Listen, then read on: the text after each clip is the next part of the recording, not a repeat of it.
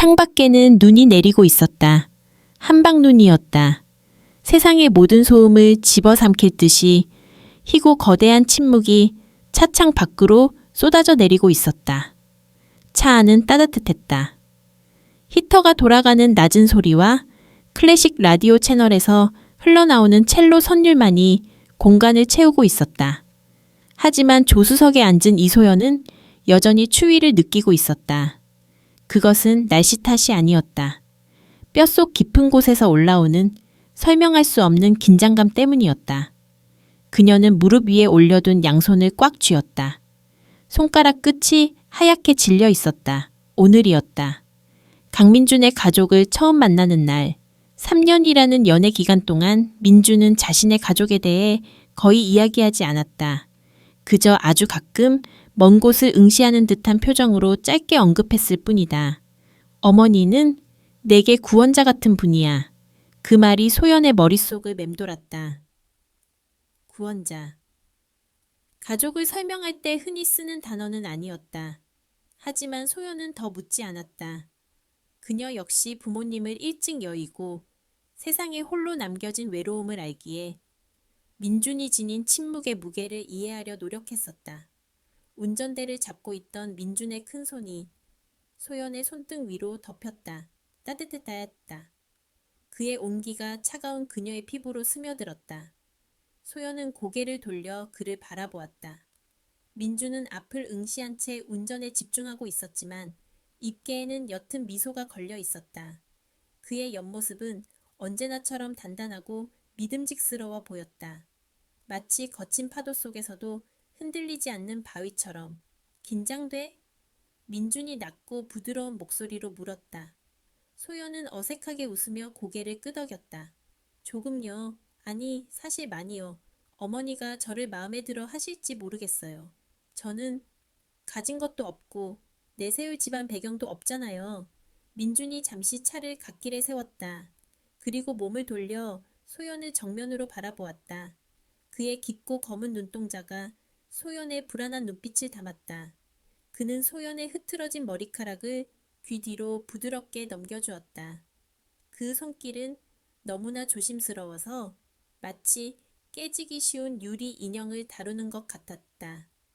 소연아, 그가 불렀다. 네가 가진 배경이나 조건은 중요하지 않아. 어머니는 내가 선택한 사람이라면 누구든 환영해 주실 거야. 그분은 나를 믿으시니까. 그리고 무엇보다 민준이 잠시 말을 멈추고 소연의 손을 들어 자신의 입술에 가만히 댔다. 너는 나를 숨쉬게 해줬잖아. 그걸로 충분해. 내가 사랑하는 사람은 너 자체야. 다른 건 아무것도 필요 없어. 소연의 눈시울이 붉어졌다. 가슴 한구석이 찌릿하게 저려왔다. 민준은 언제나 그랬다. 자존감이 낮아지려 할 때마다 그는 무조건적인 사랑으로 그녀를 다시 일으켜 세웠다. 고아로 자라며 늘 세상의 눈치를 보아야 했던 소연에게 민준은 처음으로 생긴 내 편이었다. 절대 무너지지 않을 든든한 성벽. 고마워요, 민준씨. 정말 고마워요. 소연이 울먹이며 말했다. 민준은 다정하게 그녀의 어깨를 토닥여 주었다. 다시 차가 움직이기 시작했다. 눈발은 점점 더 굵어지고 있었다. 와이퍼가 부지런히 움직이며 앞유리에 쌓이는 눈을 치워냈지만 시야는 금세 다시 하얗게 변했다. 마치 세상이 그들을 어디론가 격리시키려는 것 같았다. 차는 서울 외곽의 부촌으로 접어들었다. 높은 담벼락들이 줄지어 늘어선 언덕길을 따라 올라갔다. 이곳의 공기는 도심보다 훨씬 차갑고 날카로웠다. 길가에 심어진 소나무들 위로 눈이 두껍게 쌓여 마치 하얀 털옷을 입은 거인들이 길을 지키고 서 있는 듯했다. 민준의 차가 거대한 검은색 철문 앞에 멈춰 섰다. 문 옆에 붙은 명패에는 향이라는 글자가 금색으로 빛나고 있었다. 민준이 리모컨을 조작하자 육중한 철문이 기계음을 내며 천천히 양옆으로 열렸다. 그 안으로 펼쳐진 풍경에 소연은 숨을 들이켰다. 그것은 집이라기보다는 성에 가까웠다. 넓은 정원은 완벽하게 조경되어 있었고 그 한가운데 자리 잡은 3층짜리 대저택은 압도적인 위용을 자랑했다. 현대적인 건축 양식으로 지어진 회색빛 건물은 내리는 눈과 어우러져 차갑고 고고한 아름다움을 뿜어내고 있었다. 하지만 동시에 어딘지 모르게 서늘한 기운이 감돌았다. 마치 사람이 사는 곳이 아니라 박물관이나 갤러리처럼 정지된 시간 속에 갇혀 있는 느낌이었다. 도착했어. 민준이 말했다. 그의 목소리에서 미세한 떨림이 느껴진 건 소연의 착각이었을까. 그는 평소보다 조금 더 힘주어 핸들을 잡고 있었다. 차고에 차를 주차하고 내리자 차가운 바람이 소연의 코트 깃을 파고들었다. 그녀는 몸을 움츠렸다. 민준이 얼른 다가와 자신의 코트를 벗어 그녀의 어깨에 걸쳐주었다. 그에게서 나는 익숙한 향수 냄새와 따뜻한 천이 소연을 감쌌다. 들어가자. 민준이 소연의 손을 잡고 현관으로 이끌었다. 현관문이 열리자 중년의 가정부가 고개를 숙이며 그들을 맞이했다. 그녀의 표정은 훈련된 듯 무표정했고 동작은 기계처럼 정확했다. 오셨습니까, 도련님? 그리고 손님도 오셨군요. 가정부의 시선이 아주 잠깐 소연의 얼굴에 머물렀다. 그 눈빛에는 호기심도 환영도 없었다. 그저 차가운 탐색만이 스쳐 지나갔다. 소연은 본능적으로 민준의 손을 더 꽉 잡았다. 현관을 지나 거실로 들어서는 순간 소연은 다시 한번 압도되었다. 높은 천장에는 화려한 샹들리에가 빛나고 있었고 바닥은 대리석으로 마감되어 거울처럼 반짝였다. 벽면에는 유명 화가의 그림들이 걸려 있었고 가구들은 하나같이 고급스러워 보였다. 하지만 그 어디에도 생활감은 없었다. 가족 사진 하나, 아무렇게나 놓인 잡지 한 권, 아이들이 뛰어논 흔적 같은 것은 찾아볼 수 없었다.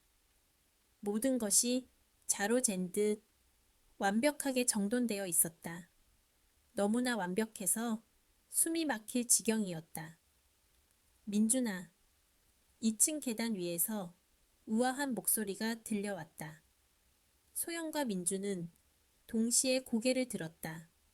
그곳에 한 여자가 서 있었다. 한 여사였다. 민준의 어머니. 그녀는 나이를 가늠할 수 없을 만큼 아름다웠다. 단정하게 올린 머리, 몸에 딱 맞는 짙은 녹색의 실크 드레스, 그리고 목에 걸린 진주 목걸이까지. 모든 것이 고상하고 기품 있었다. 그녀는 천천히 마치 무대 위의 주인공처럼 우아하게 계단을 내려왔다.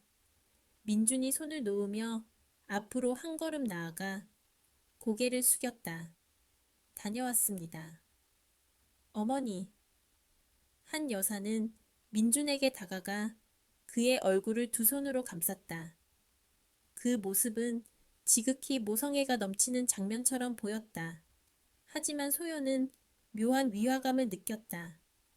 한 여사가 민준을 바라보는 눈빛은 사랑하는 아들을 보는 어머니의 눈빛이라기보다는 자신이 공들여 빚어낸 최고의 예술 작품을 감상하는 수집가의 눈빛에 가까웠다.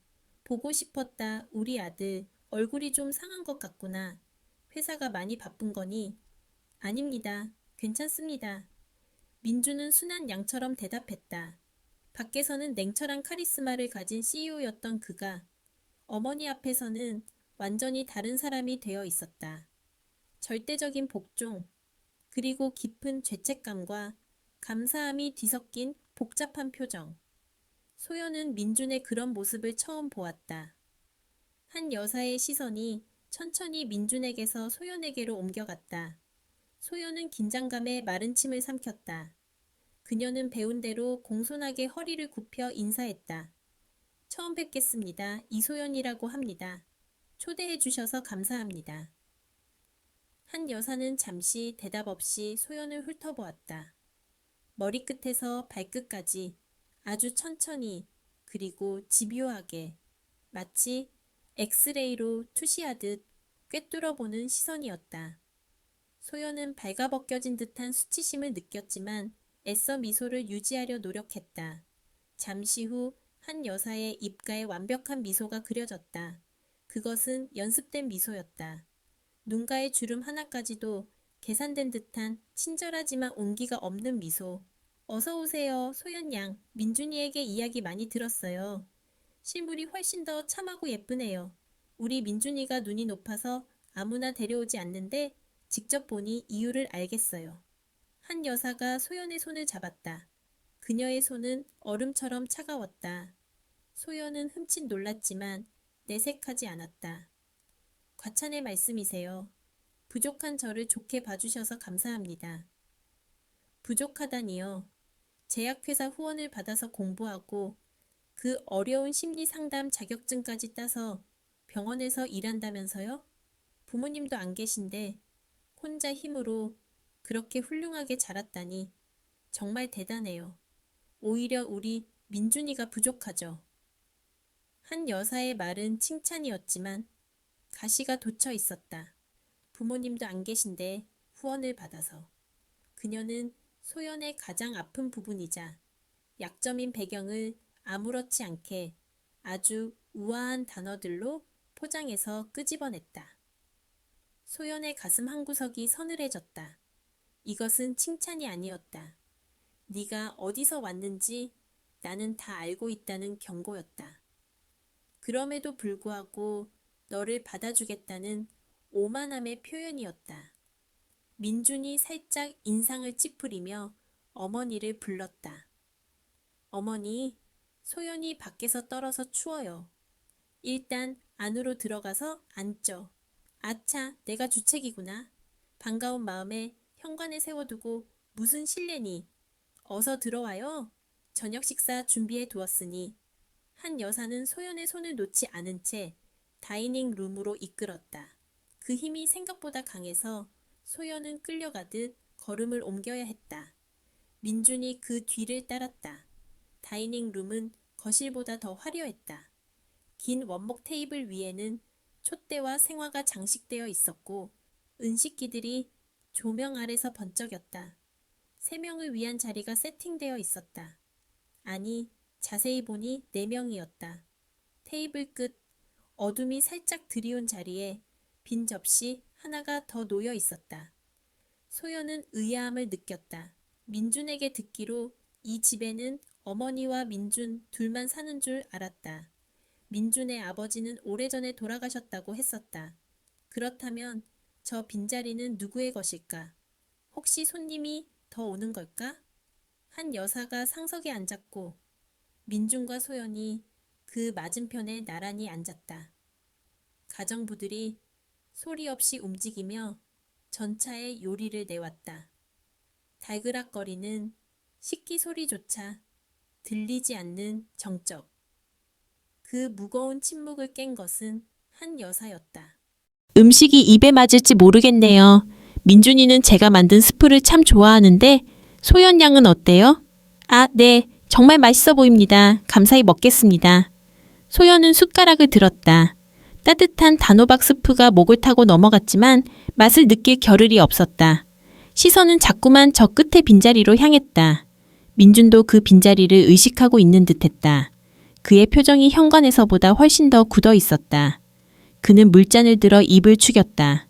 손이 미세하게 떨리고 있었다. 민준아. 한 여사가 와인잔을 우아하게 흔들며 불렀다. 네, 어머니. 오늘 이렇게 기쁜 날인데 지은이도 함께하면 좋지 않겠니? 지은이. 처음 듣는 이름이었다. 소연은 숟가락을 멈추고 고개를 들었다. 민준의 얼굴이 순식간에 창백해졌다. 마치 유령이라도 본 사람처럼 핏기가 싹 가신 얼굴이었다. 어머니, 오늘은...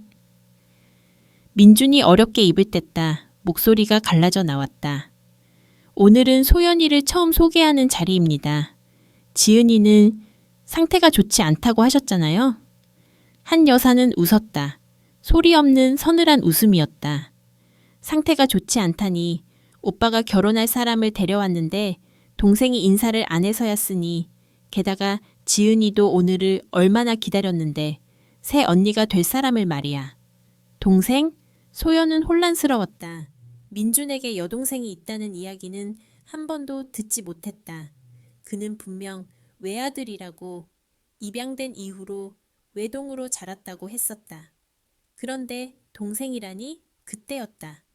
다이닝 룸 저편, 어둠 속에 닫혀있던 문이 덜컥거리며 열렸다. 기름칠을 하지 않은 낡은 경첩이 비명을 지르듯 끼익 소리를 냈다. 모두의 시선이 그곳으로 쏠렸다. 어둠 속에서 바퀴 굴러가는 소리가 들려왔다. 드르륵, 드르륵, 규칙적이고 무거운 소리. 그 소리는 점점 가까워졌고 소연의 심장박동 소리와 겹쳐지며 고막을 때렸다. 민주는 눈을 질끈 감았다 떴다. 그의 이마에 식은땀이 맺혔다. 한 여사는 여전히 와인잔을 든 채 흥미로운 연극을 관람하는 관객처럼 묘한 미소를 짓고 있었다. 빛이 닿는 곳으로 휠체어 하나가 모습을 드러냈다. 그리고 그 위에 앉은 창백하다 못해 투명해 보이는 피부를 가진 젊은 여자가 나타났다. 길게 늘어뜨린 검은 머리카락 사이로 보이는 눈빛. 그것은 살아있는 사람의 눈이라기보다는 깊은 우물 속에 고인 썩은 물처럼 탁하고 깊었다. 하지만 그 안에는 섬뜩할 만큼의 또렷한 저기가 불타오르고 있었다. 그 여자의 시선이 소연에게 꽂혔다. 아니, 소연을 뚫고 지나가 민준에게 꽂혔다. 소연은 본능적으로 느꼈다. 이 평온해 보이던 저녁 식사가 이제 곧 산산조각 날 것이라는 것을. 제1막 얼음 위의 균열 파트 2 휠체어 바퀴가 대리석 바닥을 구르는 소리는 마치 짐승의 그르렁거리는 소리처럼 식당 안을 울렸다. 지은은 식탁 끝 비어있던 자리에 멈춰 섰다. 그녀는 민준이나 어머니를 보지 않았다. 그녀의 시선은 오로지 이방인 이소연에게 고정되어 있었다. 소연은 반사적으로 자리에서 일어났다. 본능적인 예의범절이기도 했지만 동시에 앉아있는 것만으로는 견딜 수 없는 압박감 때문이었다. 지은의 눈빛은 너무나 노골적이고 적대적이어서 피부 위로 소름이 돋아날 정도였다. 안녕. 하세요. 소연이 떨리는 목소리로 인사를 건넸다. 저는 이소연이라고 합니다. 민준 씨와? 알아요. 누군지. 지은이 말을 뚝 잘랐다. 그녀의 목소리는 쇳소리가 섞인 듯 거칠었고 오랫동안 말을 하지 않은 사람처럼 메말라 있었다. 오빠가 데려온 여자잖아. 또 다른 희망. 지은은 희망이라는 단어를 씹어뱉듯 발음했다. 마치 그 단어가 세상에서 가장 더러운 오물이라도 되는 것처럼. 민준이 벌떡 일어났다. 의자가 뒤로 밀리며 날카로운 소음을 냈다. 그의 얼굴은 공포로 일그러져 있었다. 지은아, 그만해. 오늘 소연이는 손님이야. 예의를 지켜. 예의? 지은이 고개를 삐딱하게 기울이며 민준을 올려다보았다. 그녀의 입꼬리가 비틀리며 기괴한 미소가 만들어졌다. 오빠가 나한테 예의를 논해? 이 집구석에서 예의라는 게 존재하기나 했어? 어머니, 말씀 좀 해보세요. 우리가 언제부터 손님한테 예의 차리는 고상한 집안이었죠? 한 여사는 여전히 와인잔을 손에 든 채 느긋하게 한 모금을 마셨다. 그녀는 딸의 도발에도 전혀 동요하지 않았다. 오히려 그 상황을 즐기는 듯한 눈치였다. 지은아, 오랜만에 내려왔으면서 시끄럽게 구는구나. 식사 시간이다. 조용히 해라. 어머니의 말은 부드러웠지만 그 안에는 거역할 수 없는 명령이 담겨 있었다. 지은은 콧방귀를 뀌며 시선을 다시 소연에게로 돌렸다. 그녀는 휠체어를 식탁 쪽으로 바짝 붙이며 소연을 위아래로 훑어보았다. 앉아요. 왜 서 있어? 다리가 불편한 건 나 하나로 족하니까. 소연은 쭈뼛거리며 다시 자리에 앉았다. 민준도 어쩔 수 없이 자리에 앉았지만 그의 주먹은 식탁보 아래서 하얗게 질릴 정도로 꽉 쥐어 있었다. 그는 필사적으로 눈동자를 굴리며 지은의 눈치를 살폈다. 그 모습이 너무나 애처로워 보여서 소연은 당장이라도 그의 손을 잡아주고 싶었다. 식사가 재개되었다. 하지만 음식의 맛은 이미 사라진 지 오래였다. 접시와 포크가 부딪히는 소리만이 신경질적으로 공간을 채웠다. 지은은 음식을 입에 대지 않았다. 그녀는 그저 턱을 괜 채 식사하는 소연과 민준을 번갈아 바라보며 흥얼거렸다. 알 수 없는 멜로디, 어린아이들이 부르는 자장가 같기도 하고 장송곡 같기도 한 기묘한 음율이었다. 직업이 심리상담사라고 했나요? 갑자기 지은이 물었다. 소연은 놀라서 먹던 것을 멈추고 고개를 들었다. 네? 네, 맞아요. 그럼 사람 마음을 잘 알겠네. 거짓말하는 사람, 숨기는 게 있는 사람. 그런 거 딱 보면 알죠? 지은의 눈빛이 번뜩였다. 소연은 말문이 막혔다. 이 질문의 의도가 무엇인지 파악할 수 없었다. 그때 민준이 다급하게 끼어들었다. 지은아, 식사 중에 무슨 소리를 하는 거야? 소연이 불편해하잖아. 불편해? 오빠가 불편한 게 아니고? 지은이 쏘아붙였다. 그리고 다시 소연을 향해 몸을 기울였다. 그녀의 눈동자가 깊고 검게 소연을 빨아들였다. 언니, 하나만 물어볼게요. 우리 오빠 어디가 좋아요? 돈? 얼굴? 아니면 저 착해 빠진 위선적인 껍데기? 강지은, 민준이 소리를 질렀다. 그의 목소리가 식당 안을 쩌렁쩌렁 울렸다. 하지만 지은은 눈 하나 깜짝하지 않았다. 오히려 더 큰 소리로 웃음을 터뜨렸다. 광기가 서린 웃음소리였다. 왜 소리를 지르고 그래? 찔리는 거라도 있어? 아니면 내가 언니한테 오빠의 진짜 모습을 말할까봐 겁나? 소연은 혼란스러웠다. 민준이 숨기는 진짜 모습이라니. 가족을 끔찍이 아끼고 자신을 사랑해주는 이 남자에게 대체 무슨 비밀이 있다는 말인가? 그녀는 민준을 바라보았다. 민준은 식은땀을 흘리며 고개를 저었다. 제발 믿어달라는 듯한, 아니, 제발 듣지 말아달라는 듯한 절박한 눈빛이었다. 소연아, 듣지 마. 지은이가 아파서 그래. 마음의 병이 깊어서 헛소리를 하는 거야. 민준의 변명에 지은의 표정이 순식간에 차가게 굳었다. 웃음기가 싹 사라진 얼굴에는 살기마저 감돌았다. 마음의 병? 헛소리? 지은이 낮게 으르렁거렸다. 그래, 난 미쳤을지도 몰라. 두 다리가 부러져서 평생 이 의자에 갇혀 사는 년이 제정신이면 그게 더 이상하지. 하지만 오빠, 나를 이렇게 만든 게 누구지? 순간 정적이 흘렀다. 민준의 입술이 파르르 떨렸다. 아무 말도 하지 못했다.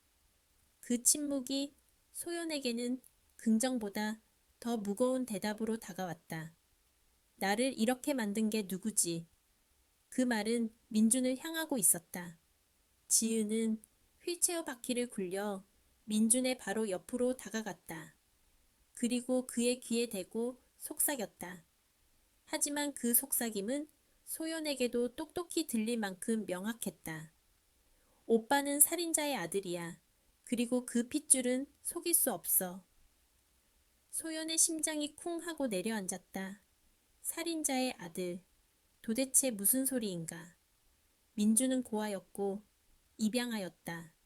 그의 친부모는 사고로 돌아가셨다고 들었다. 그런데 살인자라니. 지은은 고개를 돌려 이제는 완전히 얼어붙은 소연을 정면으로 응시했다. 그녀의 눈에 가득 차 있던 저기가 순간 깊은 연민과 조롱으로 뒤섞였다. 언니, 도망쳐. 지금 당장 이 집에서 나가. 이 남자는 언니를 사랑해서 데려온 게 아니야. 그만하라고 했잖아. 민준이 지은의 휠체어를 잡으려 손을 뻗었다. 하지만 지은은 잽싸게 몸을 피하며 소리쳤다. 그녀의 목소리가 비수처럼 날아와 식탁 한가운데 꽂혔다. 이 여자의 목숨으로 남은 빚을 갚으려는 거잖아. 오빠의 그 더러운 친아버지처럼. 챙그랑 민준의 손에서 와인잔이 미끄러져 떨어졌다. 얇은 크리스털 잔이 산산조각 났고 붉은 와인이 하얀 식탁보 위로 튀었다. 마치 흰 눈 위에 뿌려진 선혈처럼 붉은 얼룩이 순식간에 번져나갔다. 민주는 넋이 나간 사람처럼 깨진 잔 파편을 내려다보았다. 그의 얼굴은 시체처럼 창백했다. 부정하지 않았다. 화내지도 않았다. 그저 무너져 내리고 있었다. 그 모습이 소연을 더 큰 공포로 몰아넣었다. 비지라니요. 친아버지가 무슨... 소연이 더듬거리며 물었다. 머릿속이 하얗게 변해서 아무런 사고도 할 수 없었다. 그저 목숨, 빚, 아버지라는 단어들만이 윙윙거리며 맴돌았다. 그때 지금껏 침묵을 지키던 한 여사가 천천히 자리에서 일어났다. 그녀는 식탁보에 튄 와인 자국을 내려다보며 혀를 찼다. 아주 사소한 실수를 나무라는 듯한 태도였다. 지은아, 못 본 사이에 상상력이 아주 풍부해졌구나. 드라마를 너무 많이 본 거 아니니? 한 여사는 다가와서 덜덜 떨고 있는 민준의 어깨를 감싸 안았다. 그리고 소연을 향해 미안하다는 듯 웃어 보였다. 놀랐죠, 소연 양? 우리 지은이가 약 기운 때문에 가끔 환각을 봐요. 말도 안 되는 소리를 지어내서 사람들을 괴롭히곤 하죠. 민준이가 많이 힘들었을 거예요. 그녀의 목소리는 너무나 평온했다. 방금 딸이 뱉어낸 끔찍한 말들을 마치 어린아이의 투정처럼 가볍게 묵살해버렸다. 하지만 소연은 보았다. 한 여사가 민준의 어깨를 쥔 손에 힘줄이 돋을 만큼 강한 힘이 들어가 있다는 것을. 그것은 위로가 아니었다. 제압이었다. 입을 다물라는 무언의 협박이었다. 저는 소연은 일어섰다. 이곳에 더 이상 1초도 머물 수 없었다. 본능이 경고음을 울리고 있었다. 이 집은 위험하다. 이 사람들은 정상이 아니다. 빨리 이곳을 벗어나야 한다. 죄송합니다. 제가 속이 안 좋아서 먼저 가보겠습니다. 소연은 뒤도 돌아보지 않고 거실을 향해 걸음을 옮겼다. 민준이 뒤늦게 정신을 차리고 그녀를 쫓아왔다. 소연아, 기다려, 소연아. 민준이 현관 앞에서 소연의 팔을 붙잡았다. 소연은 그의 손을 뿌리치며 돌아섰다. 그녀의 눈에 눈물이 고여 있었다. 이게 다 뭐예요? 동생이 있다는 말도 안 했잖아요. 그리고 아까 그 말들은 다 뭐고? 민준 씨, 나한테 숨기는 게 뭐예요? 아니야, 오해야. 나중에 다 설명할게. 제발 지금은 진정해. 민준이 애원했다. 하지만 소연은 고개를 저었다. 아니요, 지금은 아무 말도 듣고 싶지 않아요. 집에 갈래요. 소연은 현관문을 벌컥 열었다. 하지만 그 순간 그녀는 발을 뗄 수 없었다. 눈이었다. 아까보다 훨씬 더 거세진 눈보라가 세상 전체를 뒤덮고 있었다. 앞이 보이지 않을 정도로 쏟아지는 폭설. 정원의 나무들은 눈의 무게를 이기지 못해 휘어져 있었고 들어왔던 길은 이미 하얀 눈 속에 완전히 파묻혀 사라져 버렸다. 차는커녕 걸어서 나가는 것조차 불가능한 날씨였다. 차가운 바람이 현관 안으로 들이닥쳤다. 소연의 몸이 휘청거렸다. 그녀는 망연자실한 표정으로 하얗게 지워진 세상을 바라보았다. 마치 이 집이, 이 저주받은 성이 그녀를 놓아주지 않기로 작정한 것 같았다. 뒤에서 한 여사의 우아한 목소리가 들려왔다. 마치 이 모든 상황을 예견이라도 했다는 듯이. 어머나, 눈이 너무 많이 와서 못 가겠네요. 할 수 없죠. 오늘 밤은 여기서 묵어가는 수밖에. 소연은 천천히 뒤를 돌아보았다. 한 여사가 서 있었고 그 뒤 어둠 속에서 지은이 휠체어에 앉아 소연을 보고 있었다. 지은의 입모양이 소리 없이 움직였다. 도망치라고 했잖아. 육중한 현관문이 바람에 의해 쾅 소리를 내며 닫혔다. 소연은 갇혔다. 비밀과 거짓말, 그리고 알 수 없는 광기가 흐르는 이 집 안에. 제1막, 얼음 위의 균열, 파트 3 객실은 호화로웠다. 최고급 호텔, 스위트룸을 옮겨놓은 듯한 침실이었다. 두꺼운 암막 커튼은 창밖의 눈보라를 완벽하게 차단하고 있었다. 하지만 소연은 그 안락함이 오히려 감옥처럼 느껴졌다. 그녀는 침대 모서리에 앉아 휴대전화를 들여다보았다. 서비스 불가. 산속 깊은 곳이라 그런지 아니면 폭설 때문인지 신호가 잡히지 않았다. 외부와의 연결이 완전히 끊겼다는 사실이 불안감을 증폭시켰다. 시간은 새벽 2시를 넘어가고 있었다. 집 안은 죽은 듯이 고요했다. 가끔 들리는 것이라고는 바람이 창문을 때리는 둔탁한 소리뿐이었다. 소연은 마른 침을 삼켰다. 목이 탔다. 아까 저녁 식사 자리에서의 충격으로 물 한 모금 제대로 마시지 못한 탓이었다. 그녀는 조심스럽게 방문을 열었다. 복도는 어두웠다. 드문드문 켜진 간접 조명만이 긴 복도의 윤곽을 흐릿하게 비추고 있었다. 바닥에 깔린 카펫 덕분에 발자국 소리는 나지 않았다. 소연은 숨을 죽이며 계단 쪽으로 향했다. 부엌에 가서 물이라도 한 잔 마시면 진정될 것 같았다. 그때였다. 어디선가 희미한 소리가 들려왔다. 바람 소리인가 싶어 귀를 기울였다. 아니었다. 그것은 사람의 소리였다. 억눌린 울음소리. 가슴 깊은 곳에서 터져나오는 비명을 손바닥으로 틀어막은 듯한 처절하고 짐승 같은 흐느낌이었다. 소연의 발걸음이 멈췄다. 소리는 2층 복도 끝, 가장 깊숙한 방에서 흘러나오고 있었다. 지은의 방이었다. 본능은 돌아가라고 경고하고 있었다. 남의 집, 그것도 비밀이 가득한 이 집에서 밤중에 돌아다니는 것은 위험했다. 하지만 호기심과 알 수 없는 이끌림이 그녀의 발을 움직이게 했다. 아까 식탁에서 지은이 했던 말, 살인자의 아들, 재물, 빚, 그 단어들이 자석처럼 소연을 끌어당겼다. 그녀는 홀린 듯이 복도 끝으로 다가갔다. 방 문은 아주 조금 열려 있었다. 그 틈으로 빛이 새어 나오고 있었고 울음소리는 더 명확해졌다. 이제 그만해요. 제발. 지은의 목소리였다. 아까의 도끼 서린 목소리가 아니었다.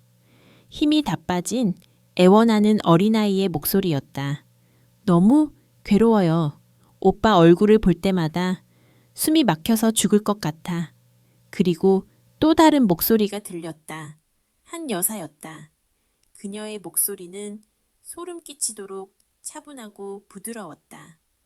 마치 잠투정하는 아이를 달래는 엄마처럼.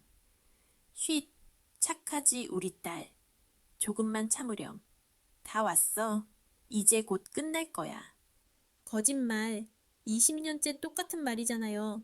언제까지 저 사람을 속여야 해요? 언제까지 저 살인자의 자식을 오빠라고 불러야 하냐고요. 지은이 발작하듯 소리쳤다.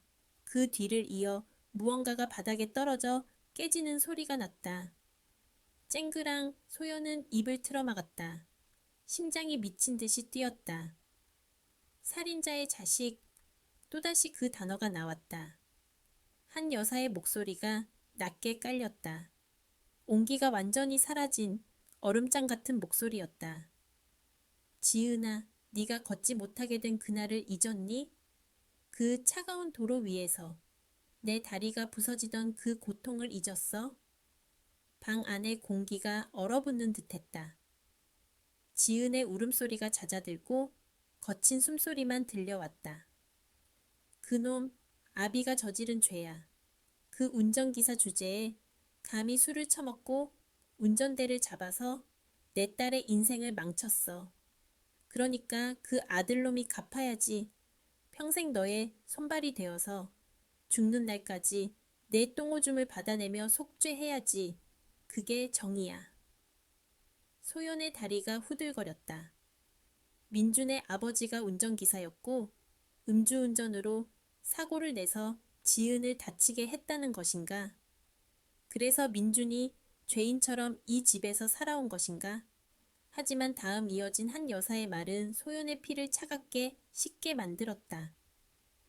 그리고 저 여자아이 이소연이라고 했니? 자신의 이름이 나오자 소연은 숨을 멈췄다. 참 신기한 인연이지? 하필이면 그날 내 다리를 앗아간 그 사고 현장에서 죽은 부부의 딸이라니. 세상이 핑 도는 것 같았다. 소연은 벽을 짚고 간신히 버텼다. 사고 현장에서 죽은 부부. 그것은 소연의 부모님을 말하는 것이었다. 20년 전 겨울 눈길 교통사고로 즉사하셨던 부모님. 뺑소니라고 했다가 나중에 범인이 자수했다고 들었던 그 사건. 민준이는 모르잖아. 자기가 죽인 사람들의 딸을 사랑하고 있다는 걸. 지은이 헐떡이며 물었다. 그걸 알면 오빠가 견딜 수 있을 것 같아요? 자기가 모시는 주인이 사실은 자기 부모를 죽게 만든 원수 집안의 딸이라는 걸 알면 오빠는 무너질 거예요. 그러니까 입 다물어. 한 여사의 목소리가 단호하게 떨어졌다. 민준이는 몰라야 해. 평생 죄책감에 시달리며 우리에게 충성해야 하니까. 그리고 저 여자아이는 민준이를 이 집에 영원히 묶어둘 완벽한 족쇄가 될 거야. 사랑하는 여자가 곁에 있으면 민준이는 더 열심히 일할 테고 더 완벽하게 너를 돌보겠지. 엄마는 악마야. 지은의 떨리는 목소리. 그래, 내 딸을 지키기 위해서라면 나는 악마보다 더한 것도 될 수 있어. 더 이상 들을 수 없었다. 소연은 비틀거리며 뒷걸음질 쳤다. 머릿속이 뒤죽박죽 엉켜버렸다. 민준의 아버지가 내 부모님을 죽였다고? 민준은 가해자의 아들이고 나는 피해자의 딸이라고? 그런데 민준은 아무것도 모른다고? 이 모든 비극적인 운명을 한 여사는 알고 있었다. 알고도 침묵했고 심지어 그것을 이용하려 하고 있었다. 자신의 아들을 노예처럼 부리기 위해 소연은 도망치듯 복도를 빠져나왔다. 방으로 돌아온 그녀는 문을 잠그고 주저앉았다. 온몸이 사시나무 떨리듯 떨렸다. 눈물이 왈칵 쏟아졌다. 슬픔 때문이 아니었다. 공포 그리고 분노 때문이었다. 민준의 그 순진하고 맑은 눈빛이 떠올랐다. 자신이 죄인인 줄 알고 평생을 고개 숙여 살아온 남자. 하지만 사실은 그 역시 이 거대한 연극의 피해자일지도 모른다는 생각이 스쳤다. 소연은 무릎에 얼굴을 묻었다. 지금 당장 짐을 싸서 이 집을 나가야 했다. 날이 밝는 대로 도망쳐야 했다. 그리고 다시는 민준을 만나지 말아야 했다. 그것이 상식적인 선택이었다. 원수의 아들과 사랑이라니 있을 수 없는 일이었다. 하지만 그녀의 머릿속에 지은이 몰래 쥐어주었던 무언가가 떠올랐다. 아까 식탁에서 소란이 일어났을 때 지은이 발광하며 소연의 코트 주머니에 찔러 넣었던 쪽지. 소연은 떨리는 손으로 코트 주머니를 뒤졌다. 구겨진 종이 한 조각이 나왔다. 그것은 오래된 신문 기사를 오려낸 것이었다. 5그룹 일가 운전기사, 옥중 자살, 의문점 남겨. 그리고 그 밑에 지은의 비뚤배뚤한 글씨가 적혀 있었다. 운전자는 아버지가 아니었어. 소연의 동공이 확장되었다. 숨이 턱 막혔다. 운전자가 민준의 아버지가 아니었다면? 그렇다면 내 부모님을 죽이고 지은을 다치게 한 진짜 범인은 누구란 말인가? 만약 민준의 아버지가 누명을 쓴 것이라면? 소연은 고개를 들어 창밖을 바라보았다. 눈보라는 여전히 거세게 몰아치고 있었다. 이 하얀 눈 속에 묻혀버린 진실. 20년 전 그날 밤 도대체 무슨 일이 있었던 것일까? 그녀는 주먹을 꽉 쥐었다. 종이가 바스락거리는 소리를 냈다. 도망칠 수 없다. 아니, 도망쳐서는 안 된다. 이대로 나가면 민주는 평생 거짓 속에서 살아야 한다. 그리고 내 부모님의 죽음에 얽힌 진짜 억울함도 풀 수 없다. 소연의 눈빛이 변했다. 공포에 질려 흔들리던 눈동자가 차갑게 가라앉았다. 그녀는 결심했다. 이 차가운 지옥 같은 집에 남기로. 호랑이 굴에 들어왔다면 호랑이의 목을 물어뜯어서라도 살아나가야 했다. 그때 방문 노크 소리가 들렸다. 똑, 똑. 소연아, 자니? 민준의 목소리였다. 걱정과 미안함이 가득 담긴 다정한 목소리. 예전 같았으면 그 목소리에 마음이 녹아내렸을 것이다. 하지만 지금은 달랐다. 그 목소리가 너무나 아프고 애처롭게 들렸다. 소연은 눈물을 닦았다. 거울 속에 비친 자신의 얼굴을 보았다. 창백하지만 결의에 찬 얼굴이었다. 그녀는 천천히 자리에서 일어나 문으로 향했다. 이제 연극을 시작할 차례였다. 한 여사가 짠 각본이 아니라 이소연이 쓰는 새로운 각본으로 문고리를 잡은 소연의 손에 힘이 들어갔다. 철컥. 문이 열렸다. 어둠 속에 서 있는 민준의 얼굴이 보였다. 그는 여전히 아무것도 모르는 슬픈 눈을 가진 소년의 얼굴을 하고 있었다. 소연은 그를 향해 희미하게 미소 지었다. 그것은 이 집안의 여자들이 짓던 것과는 다른 슬프지만 단단한 미소였다. 아니요, 민준 씨, 기다리고 있었어요. 눈보라가 잦아들 기미를 보이지 않는 긴 밤이었다. 하지만 소연의 마음속에서는 이미 폭풍우가 시작되고 있었다. 제2막 미궁 속의 기억 파트 온 아침이 밝았다. 밤새 내리던 눈은 멈췄지만 온 세상은 두껍고 흰 담요에 덮여 있었다. 눈부신 햇살이 창문을 통해 거실로 쏟아져 들어왔다. 하지만 그 빛은 집안의 냉기를 몰아내지 못했다. 어둠이 걷히자 모두는 다시 각자의 역할로 돌아가야 했다.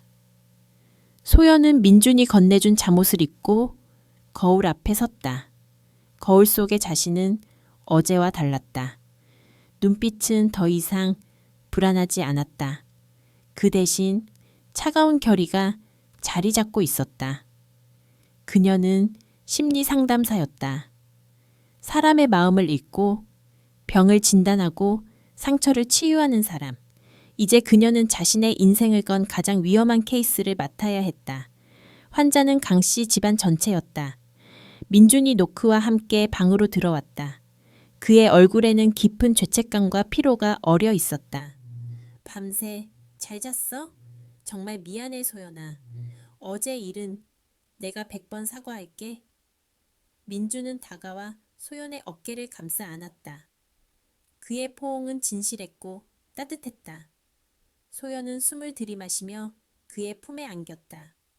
그녀는 민준의 등을 가만히 쓸어내렸다.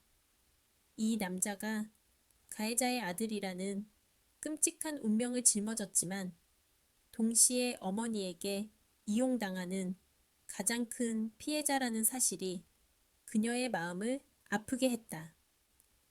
괜찮아요, 민준 씨. 소연은 거짓말했다. 어젯밤 모든 진실을 들었다는 것을 숨긴 채 가장 착하고 이해심 많은 연인의 목소리를 냈다.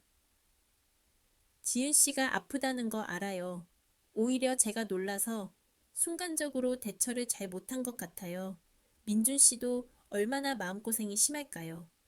민준은 그녀의 이해심에 감동한 듯 그녀의 어깨에 얼굴을 묻고 길게 한숨을 내쉬었다.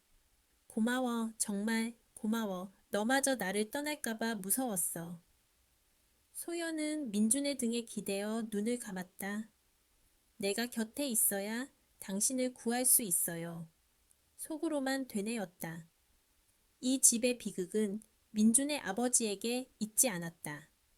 진짜 비극은 사랑이라는 이름으로 모든 것을 통제하려는 한 여사의 탐욕과 위선에 있었다. 아침 식사는 어제 저녁보다 더 긴장감이 흘렀다. 지은은 불참했고 식탁에는 민준과 소연, 그리고 한 여사만 앉아 있었다. 한 여사는 밤새 아무 일도 없었다는 듯이 우아하고 자비로웠다. 그녀는 민준에게는 다정했고 소연에게는 친절했다. 소연 양, 어젯밤에 얼마나 놀랐을까요?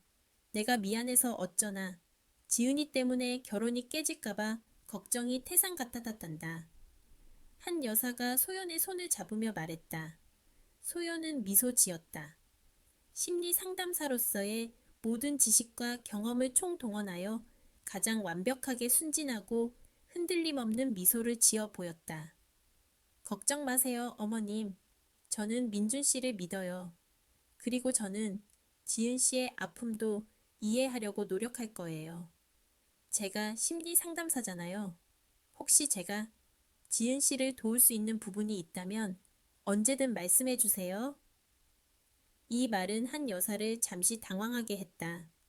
소연이 도망치지 않고 오히려 치료사의 역할을 자처하며 가족 안으로 깊숙이 들어오려 했기 때문이다. 한 여사의 눈빛이 미세하게 흔들렸다. 하지만 곧 그녀는 특유의 여유로운 미소를 되찾았다. 참 고마운 마음씨를 가졌구나. 하지만 지은이는 워낙 예민해서 낯선 사람의 도움을 잘 받지 못한단다. 괜히 네가 상처받을까봐 걱정이네. 그저 민준이 옆에 든든하게 있어 주기만 하면 된단다. 그것은 명령이었다. 선을 넘지 마라. 소연은 고개를 끄덕였다. 네, 어머님, 알겠습니다. 순종적인 태도를 보였다. 하지만 그녀의 속마음은 달랐다. 선을 넘는 것이 아니라 선을 지우는 것이 내 목표예요. 식사를 마친 후 민주는 회사에 긴급 상황이 생겼다며 잠시 서울로 돌아가야 한다고 했다. 폭설 때문에 길이 막혔지만 정오쯤이면 길이 뚫릴 것 같다고 했다. 민주는 소연에게 잠시 더 머물면서 어머니와 시간을 보내달라고 부탁했다. 금방 올게. 혹시라도 지은이가 또 무슨 말도 안 되는 소리를 하면 그냥 못 들은 척하고 어머니 옆에 꼭 붙어 있어. 알았지? 민준이 걱정스럽게 당부했다. 소연은 민준이 떠나기를 기다리고 있었다. 그가 없어야만 이 집안의 진짜 균열을 확인할 수 있었다. 걱정 마요. 얌전히 있을게요. 민준이 떠나자 한 여사는 갑자기 바쁘다는 핑계를 대고 외출했다. 오후 4시까지는 돌아오지 않을 것이라고 했다. 그녀는 소연에게 충분한 휴식을 취하라며 집안을 가정부에게 맡겼다. 이것이 기회였다. 소연은 서둘러 2층으로 올라갔다. 목표는 지은의 방이었다. 어젯밤의 진실을 확인하고 추가 단서를 얻기 위해서였다. 지은의 방 문은 닫혀 있었다. 소연은 문을 두드렸다. 지은 씨, 저 소연이에요. 잠깐 이야기 좀 할 수 있을까요? 오랜 침묵 끝에 안에서 지은의 신경질적인 목소리가 들려왔다. 나한테 원하는 게 뭐야? 착한 척하면서 진실을 파헤쳐서 오빠 인생까지 망가뜨리려고? 아니면 오빠의 살인자 아버지처럼 나도 이용하려고? 소연은 침착하게 대답했다. 상담 기법을 이용해 그녀의 방어벽을 무너뜨려야 했다. 지은 씨, 저는 아무도 이용하고 싶지 않아요. 저는 어제 당신이 괴로워하는 소리를 들었어요.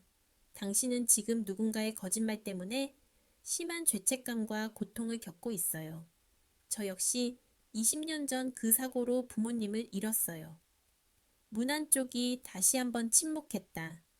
이번 침묵은 길고 묵직했다. 잠시 후 덜컥하는 소리와 함께 문이 열렸다. 지은은 여전히 휠체어에 앉아 있었고 어둠 속에서 그녀의 얼굴은 더 그림자가 져 있었다. 그녀는 소연을 노려보았다. 내 부모? 그래, 내 두 다리가 부서지던 그날 내 부모도 함께 죽었지. 그러니 이제 됐잖아. 네 복수는 끝난 거야. 제발 오빠를 그냥 내버려둬. 복수란요.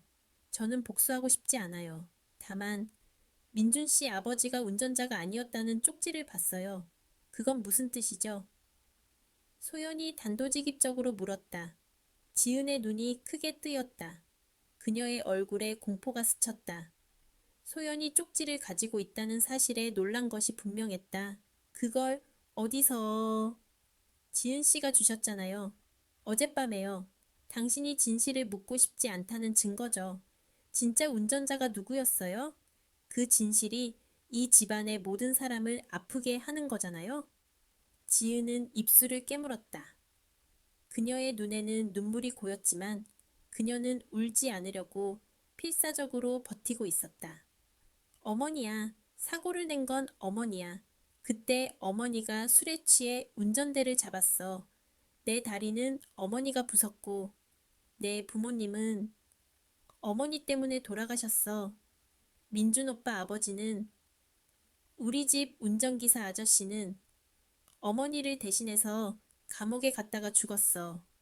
오빠는 그 죄책감 위에 지어진 가짜 인생을 살고 있는 거라고.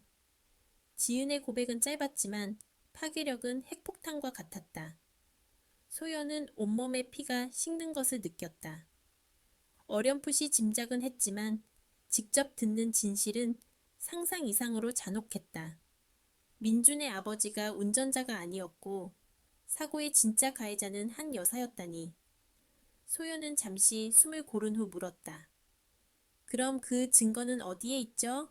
민준 씨도 모르는 진실을 어머니가 감추고 있는 증거. 지은은 휠체어를 뒤로 밀며 방구석에 낡은 벽장을 가리켰다. 벽장에 오래된 상자가 하나 있어.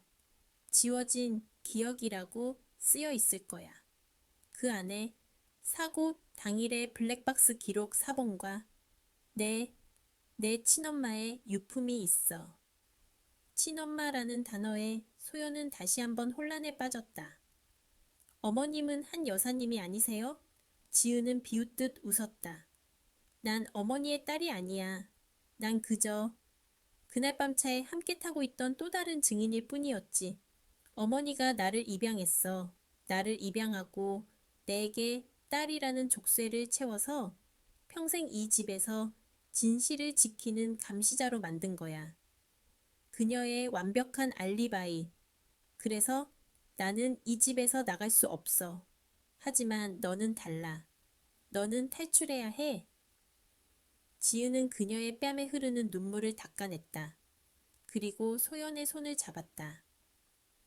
제발 언니 진실을 찾고 오빠를 데리고 도망쳐. 이 집의 모든 것은 지옥으로 가는 덫이야. 소연은 지은의 손을 꽉 잡아주었다. 그녀의 손은 뼈마디만 남은 채 차갑게 식어 있었다. 이 가엾은 소녀가 20년 동안 이 집안의 감옥에 갇혀 진실을 지키는 파수꾼 역할을 해왔던 것이다. 소연은 지은의 방을 나와 바로 계단 아래에 있는 서재로 향했다. 한 여사의 서재는 평소에 아무도 접근할 수 없는 금단의 구역이었다. 운 좋게도 가정부가 잠시 외출한 틈이었다. 문은 잠겨 있었지만 지은이 알려준 대로 서재 입구 뒤편에 작은 벽장을 열자 오래된 열쇠 꾸러미가 숨겨져 있었다. 소연은 떨리는 손으로 가장 낡아 보이는 열쇠를 골라 서재 문을 열었다. 묵직한 나무 냄새와 먼지 냄새가 코를 찔렀다. 서재는 크고 어두웠다. 그녀는 지은이 말한 지워진 기억 상자를 찾기 시작했다. 수많은 책들과 자료들 사이 책상 뒤편에 숨겨진 낡은 금고가 눈에 들어왔다. 금고 옆에는 오래된 자료 캐비닛이 있었다. 소연은 캐비닛을 열었다. 그 안에는 캉이라는 이름이 적힌 서류철 대신 리라는 이름이 적힌 파일철이 있었다. 이소연, 바로 그녀의 성이었다. 떨리는 손으로 파일을 열었다.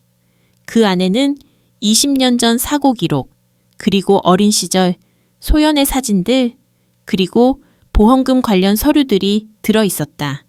한 여사가 소연의 모든 것을 기록하고 관찰하고 있었다는 충격적인 증거. 그리고 그 서류들 사이에 작고 오래된 자개 보석함 하나가 놓여 있었다. 손때가 묻어 낡았지만 측면에 섬세하게 새겨진 붉은 동백꽃 문양은 여전히 선명했다. 소연은 보석함을 집어들었다. 이 보석함. 분명히 낯설지 않았다. 어린 시절 어머니의 화장대 위에 늘 놓여 있었던 물건이었다. 소연이 가장 좋아했던 열면 아름다운 자장가 멜로디가 흘러나왔던 보석함. 소연은 보석함의 뚜껑을 열었다. 맑고 오래된 오르골 소리가 서재를 울렸다. 이 멜로디는 소연의 어머니가 그녀에게 불러주던 자장가였다. 이것은 단순한 우연이 아니었다. 이 보석함은 소연의 어머니가 사고 당일 지니고 있던 유품이었고 한 여사가 그것을 증거로 숨기고 있었던 것이다. 그리고 이 유품이 한 여사가 그녀의 친어머니에게서 빼앗은 물건이라는 섬뜩한 진실을 증명하고 있었다. 소연은 보석함을 꽉 움켜쥐었다. 손끝에 힘이 들어갔다. 눈빛은 분노와 슬픔으로 불타올랐다. 도망칠 시간이 끝났다. 이제 그녀는 가해자 집안의 모든 것을 밝혀낼 결정적인 증거를 손에 넣은 것이다. 제2막 미궁 속의 기억. 파트 2 소연은 손에 쥔 자개 보석함을 꽉 움켜쥐었다. 오르골 소리는 멈췄지만 그 멜로디의 잔향은 서재의 공기 속에 맴돌며 20년 전의 비극을 속삭이는 듯했다. 더 지체할 시간이 없었다.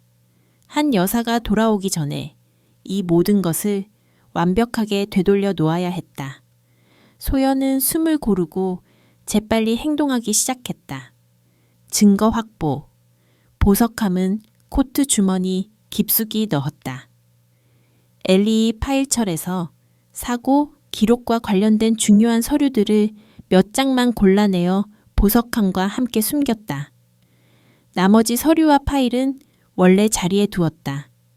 나중에 이 집 전체를 수색할 때 증거가 발견되도록 하기 위함이었다.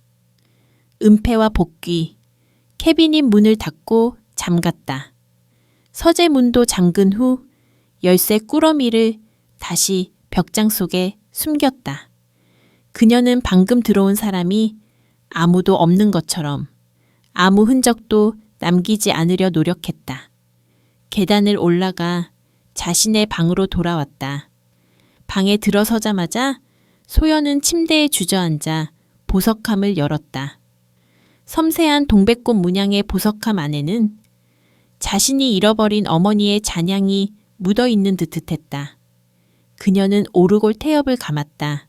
그 아름다운 선율은 이제 소연에게 평화의 자장가가 아닌 복수의 맹세처럼 들렸다. 그때 창밖에서 엔진 소리가 들려왔다. 소연은 보석함 뚜껑을 닫고 몸을 굳혔다. 심장이 쿵쿵거렸다. 한 여사가 돌아왔다. 예정보다 훨씬 빨랐다. 소연이 서재를 비운 시간은 고작 15분 남짓이었다. 마치 보이지 않는 실에 의해 그녀의 발걸음이 조종당하는 듯한 소름 끼치는 타이밍이었다. 소연은 재빨리 보석함을 침대, 매트리스 밑에 숨겼다. 그리고는 화장실로 가서 찬물로 얼굴을 씻어냈다. 거울 속의 눈빛은 흔들림이 없어야 했다. 이제부터 그녀의 모든 말과 행동은 한 여사를 상대로 펼치는 치밀한 연극의 일부가 되어야 했다. 잠시 후 가정부가 노크했다. 손님, 사모님께서 거실로 내려오셔서 차를 함께 하시랍니다. 네, 곧 내려갈게요. 소연은 심호흡을 했다. 진실을 말하지 마라. 아무것도 모르는 척 순진한 양처럼 행동해라. 그녀가 먼저 움직이게 하라. 그녀는 자신에게 주문을 외웠다. 거실로 내려가자 한 여사가 우아하게 소파에 앉아 있었다. 그녀 앞에 작은 테이블에는 최고급 찻잔 세트와 은은한 장미 향이 풍기는 홍차가 준비되어 있었다. 한 여사의 표정은 평소처럼 고상했지만 소연은 그녀의 눈빛에서 미세한 긴장감을 읽어냈다. 뭔가 불안한 듯했다. 집을 비운 짧은 시간 동안 자신이 놓친 것이 있을까 두려워하는 눈빛이었다. 오후의 차는 하루의 긴장을 풀어준단다. 소연 양도 앉으렴. 한 여사가 친절하게 권했다. 소연은 공손하게 인사하고 그녀의 맞은편에 앉았다. 감사합니다, 어머님. 한 여사가 직접 홍차를 따라 소연 앞에 내밀었다. 뜨거운 김이 피어올랐다. 민준이는 언제 돌아올지 모르겠구나. 길이 많이 미끄럽다니 걱정이다. 민준 씨는 워낙 일 처리가 깔끔하시니 금방 돌아오실 거예요. 그래, 우리 민준이는 완벽하지? 한 여사가 흐뭇한 미소를 지었다. 하지만 그 미소 속에는 아들에 대한 사랑이 아닌 자신이 만들어낸 상품에 대한 만족감이 담겨 있었다. 어제 지은이 일은 다시 생각해도 미안하구나. 그 애가 아프고 나서는 성격이 많이 예민해졌어. 특히 민준이에게는 더 심하게 굴지. 가족 중 유일한 기둥인 오빠가 너무 미워서 자기를 이 지옥에 혼자 두고 떠날까봐 두려워서 그런가봐. 이것은 소연이 지은과 나눈 대화를 캐내기 위한 미끼였다. 한 여사는 딸의 정신 상태를 이용해 민준이 지은을 돌봐야 하는 착한 오빠라는 이미지를 강화하고 있었다. 소연은 찻잔을 들었다. 차가 뜨거웠지만 그녀는 미소를 유지하며 말했다. 지은 씨의 마음 조금은 이해할 것 같아요. 누구든 갑작스러운 불행을 겪으면 세상을 향해 분노하게 되니까요. 하지만 제가 느끼기에 지은 씨는 민준 씨를 미워하는 것이 아니었어요. 오, 그래요? 한 여사의 눈썹이 살짝 올라갔다. 네. 제가 보기에는 민준 씨가 지나치게 착하고 순종적이어서 오히려 불안해하는 것 같았어요. 마치 자기의 모든 것을 희생하며 다른 사람을 행복하게 만들려는 사람처럼요. 그 착함이 지은 씨에게는 오히려 죄책감으로 다가가는 것 같았어요. 소연은 죄책감이라는 단어에 힘을 주었다. 그것은 지은이 느끼는 감정이기도 했지만 동시에 한 여사가 민준에게 씌운 굴레를 정확하게 지적하는 단어였다. 한 여사는 찻잔을 내려놓았다. 테이블 위로 은은한 소리가 울렸다. 그녀의 얼굴에서 미소가 완전히 사라졌다. 소연 양, 민준이가 순종적이라니 과대평가인 것 같네요. 그 애는 그저 부모를 일찍 잃은 죄책감과 감사함으로 사는 아이일 뿐이에요. 그가 가진 모든 것은 이 집안의 선의에서 비롯된 거니까요. 물론이죠, 어머님. 소연은 여전히 미소 지었다. 하지만 어머님께서 민준 씨에게 베푼 선의는 정말 대단해요. 민준 씨의 친아버지가 어떤 사람이었는지 저도 잘 알고 있어요. 한 여사의 얼굴색이 변했다. 그녀의 눈빛에 찰나의 공포가 스쳤다. 그녀는 소연이 민준의 아버지가 운전기사였다는 사실을 알고 있다는 뜻으로 해석했다. 하지만 소연의 의도는 달랐다.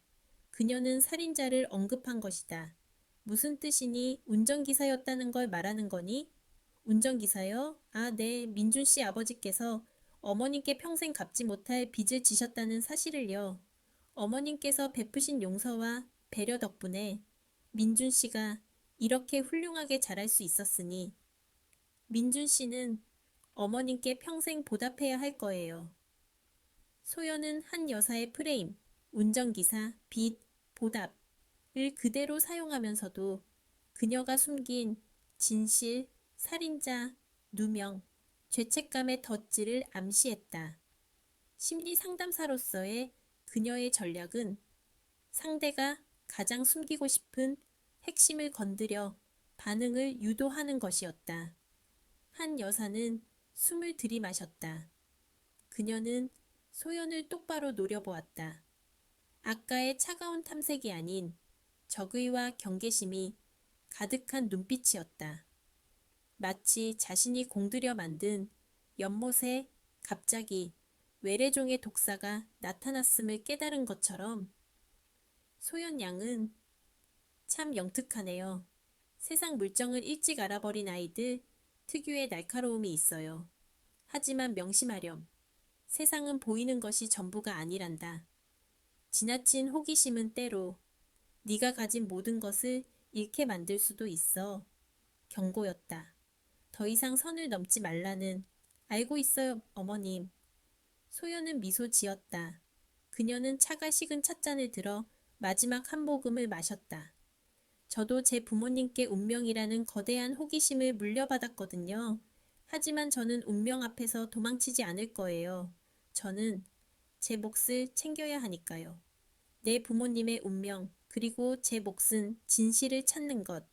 이 미묘한 대화 속에서 두 여자는 서로 칼을 겨누었다.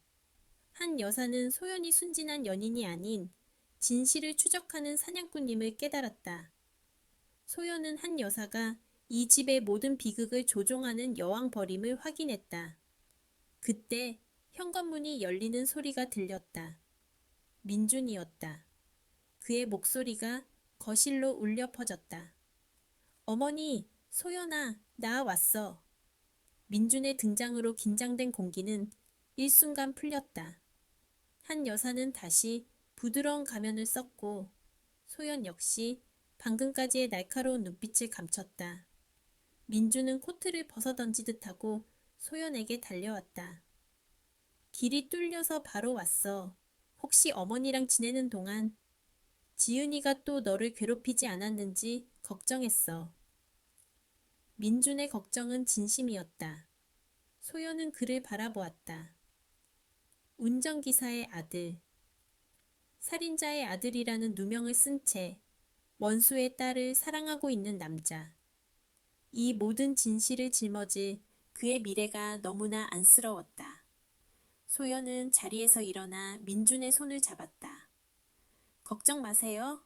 저 어머니랑 아주 좋은 이야기 많이 했어요.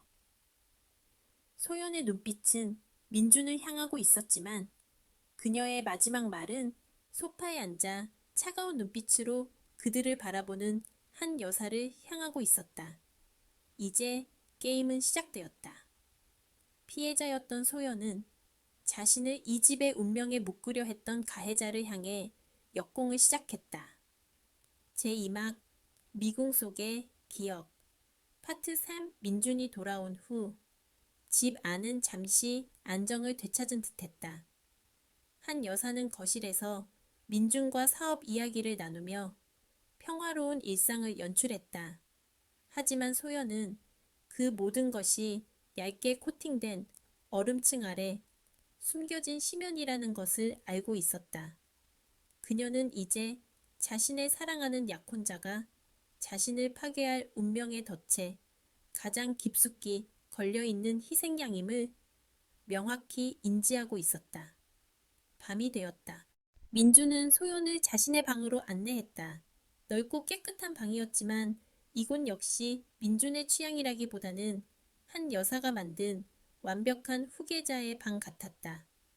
너무나 정돈되어 있어서 삶의 흔적이 없었다. 이제 좀 안심이 된다. 민준이 소연을 품에 안았다. 그의 품은 따뜻했지만 어깨는 굳어 있었다. 그는 하루 종일 긴장하고 있었던 것이다. 소연아, 너는 나한테 와서 고생만 하는 것 같아. 우리 엄마도 지은이도 내가 이 집안을 벗어나지 못하는 죄인 같아. 민준이 자조적으로 말했다. 소연은 그의 뺨을 어루만졌다. 지금이 민준의 마음속 가장 깊은 상처를 건드려 그가 스스로 균열을 깨닫게 해야 할 순간이었다. 민준 씨, 당신은 왜 그렇게 죄인 같다고 생각해요? 소연이 조용히 물었다. 어머니 말씀대로 감사함 때문에요? 이 집안의 선의가 당신에게 준 것은 빚인가요? 아니면 선물인가요? 민준의 몸이 살짝 경직되었다. 그는 소연의 질문이 평소와 다르다는 것을 느낀 듯했다. 선물이지. 물론 나는 고아였어. 내 친아버지는 우리 엄마를 대신해서 감옥에 갔다가 돌아가셨지. 어머니는 죄책감 때문에 나를 거두신 거야. 나를 이렇게 키워주신 것만으로도 나는 평생을 갚아도 모자라. 그의 목소리는 단호했지만 소연은 그 단호함 속에 감춰진 깊은 두려움을 읽었다.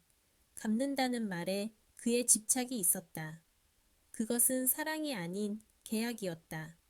소연은 침대 옆 스탠드를 껐다. 방이 어둠에 잠겼다.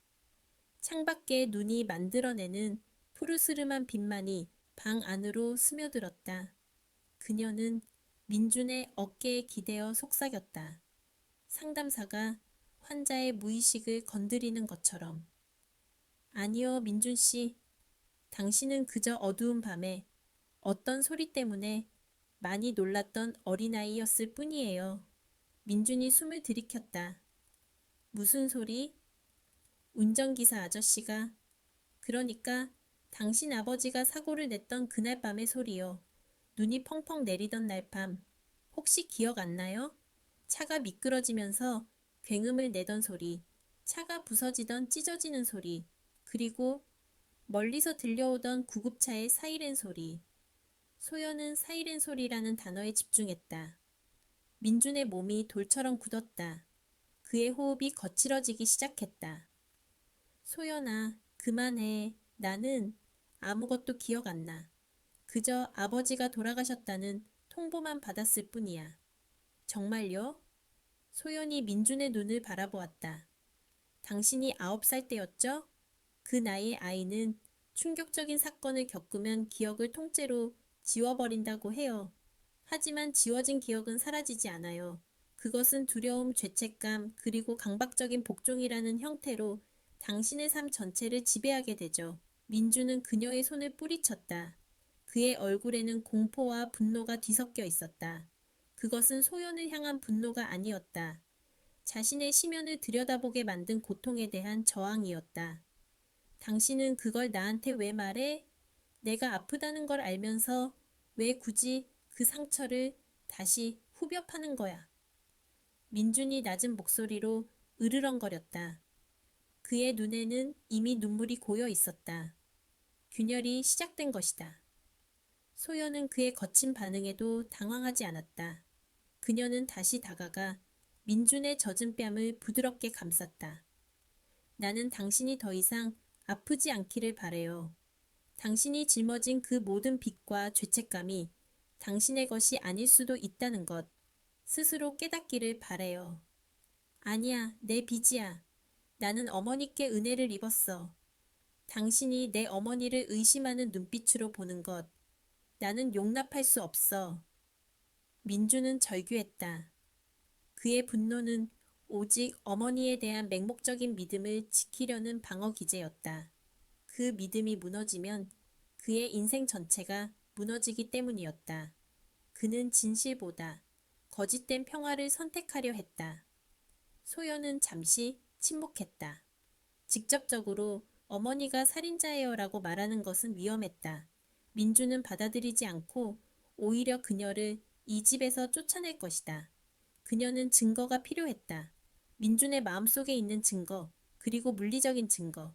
좋아요, 내가 잘못했어요. 지은 씨 때문에 내가 잠시 흥분했던 것 같아요. 미안해요, 민준 씨. 당신을 괴롭히고 싶지 않았어요. 소연은 다시 순종적인 연인으로 돌아갔다. 민주는 그녀의 태도 변화에 안도하며 그녀를 품에 끌어안았다. 그의 몸이 떨리고 있었다.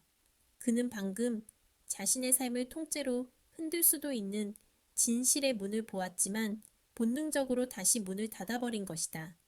당신만 있으면 돼, 소연아. 이 집의 모든 혼란 속에서 당신만이 내게 유일한 평화야. 그의 말이 소연의 심장을 찔렀다. 평화가 아닌 족쇄가 되기를 원했던 한 여사의 계획이 얼마나 민준의 영혼을 갉아먹고 있었는지 깨달았기 때문이었다. 그때 소연의 주머니 속에서 작은 진동이 느껴졌다. 휴대전화였다. 신기하게도 방금 신호가 잠시 잡힌 모양이었다. 발신자는 지은이었다. 아까 소연과 대화한 후 지은이 다시 한번 그녀에게 메시지를 보낸 것이다. 소연은 민준이 잠든 틈을 타서 몰래 메시지를 확인했다. 내 방 서랍, 오래된 녹음기, 20년 전 사이렌 소리. 지은의 메시지는 짧고 명확했다. 사이렌 소리라는 단어는 소연이 민준에게 던졌던 그 핵심 단어였다. 지은은 민준의 방에서 들려온 소연의 목소리나 민준의 고통스러운 신음소리를 듣고 증거를 넘겨주기로 결심한 것이다. 그녀는 소연을 믿고 있었다. 소연은 휴대폰을 끄고 침대에서 조심스럽게 내려왔다. 민주는 깊은 잠에 빠져 있었다. 낮에 겪었던 긴장과 밤에 터져나온 감정 때문에 완전히 지쳐버린 듯했다. 그는 마치 어린아이처럼 순수하고 고통스러운 얼굴로 잠들어 있었다. 소연은 이 집에서 가장 어두운 곳을 찾아야 했다. 어젯밤 지은이 알려준 벽장 속의 열쇠, 그리고 지은의 방. 그녀는 슬리퍼를 신고 조심스럽게 문을 열었다. 복도는 다시 침묵에 잠겨 있었다. 소연은 2층 복도 끝 지은의 방으로 향했다. 문은 잠겨 있지 않았다. 지은은 소연이 올 것을 알고 있었다. 방 안은 어두웠다. 지은은 휠체어에 앉은 채 창밖에 눈 쌓인 정원을 바라보고 있었다. 그녀의 모습은 마치 세상의 끝에 홀로 남겨진 조각상 같았다. 맞구나. 지은이 낮게 읊조렸다. 민준 씨는 무서워했어요. 진실을 아는 것을. 소연이 말했다. 당연하지. 그게 오빠의 전부였으니까. 어머니가 만든 울타리 안에서만 오빠는 존재할 수 있으니까. 하지만 이제 때가 왔어. 오빠를 꺼내줘야 해. 녹음기요? 녹음기는 어디에 있죠? 지은은 대답 대신 고개를 숙였다. 그녀의 얇은 손가락이 휠체어 옆에 매달린 작은 주머니를 가리켰다. 그 안에는 낡은 카세트, 녹음기 하나가 들어 있었다. 손바닥만 한 크기의 세월의 흔적이 가득한 기계였다. 이게 전부야. 어머니가 나에게 선물이라며 주신 것. 매일 밤 네가 잠들기 전에 이걸 들어야 한다고 했어. 그날의 목소리를 잊지 않기 위해서라고. 소연은 녹음기를 조심스럽게 꺼냈다. 무게감이 느껴졌다. 이게 무슨 목소리죠? 사고 현장의 소리? 아니, 지은이 고개를 들었다. 그녀의 눈에는 다시금 격렬한 증오와 슬픔이 타오르고 있었다. 이건 내가 20년 동안 들어온 고백이야. 어머니의 고백. 자기가 왜 그렇게 했는지, 어떻게 민준 오빠의 아버지를 조종했는지, 그리고 내 부모님에게 했던 마지막 말까지. 소연의 손이 떨리기 시작했다. 이 녹음기는 단순한 증거가 아니었다. 이것은 한 여사의 죄의식과 관계, 그리고 민준에게 씌운 족쇄의 뿌리가 담긴 상자였다. 당신은 이걸 매일 들으면서 어떻게 버텼어요? 소연이 흐느끼듯 물었다. 나도 몰라. 하지만 이 소리를 잊으면 내가 진짜 미쳐버릴 것 같았거든. 이제 언니가 들을 차례야. 진실을 깨우는 사이렌 소리를. 소연은 녹음기를 품에 숨겼다.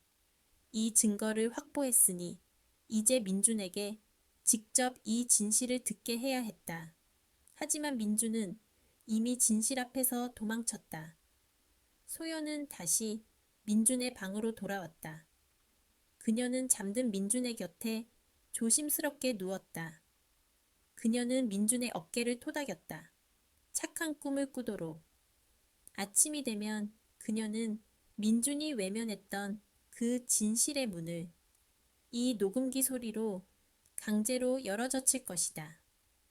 제2막 미궁 속의 기억 파트 4 아침 해가 떴다. 하지만 집 안은 어둠 속에 잠긴 것처럼 무겁고 차가웠다. 소연은 민준이 잠에서 깨어나기를 기다렸다. 손에는 낡은 카세트 녹음기가 땀으로 축축하게 젖어 있었다. 민준은 천천히 눈을 떴다. 그의 눈은 여전히 피곤해 보였지만 평소처럼 다정했다. 좋은 아침 소연아. 어젯밤은 미안했어. 민준이 그녀의 머리카락을 쓰다듬었다.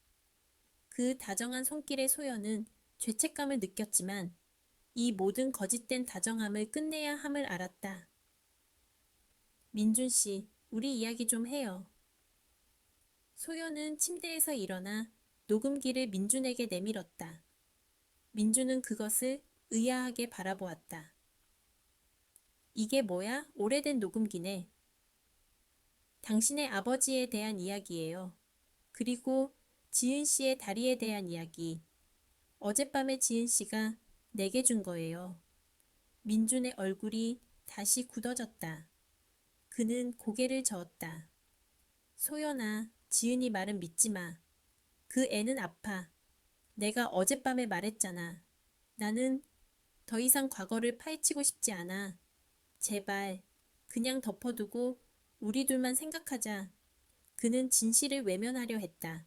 자신의 삶이 무너지는 것을 두려워하는 가장 약해진 민준의 모습이었다. 당신의 아버지는 살인자가 아니에요.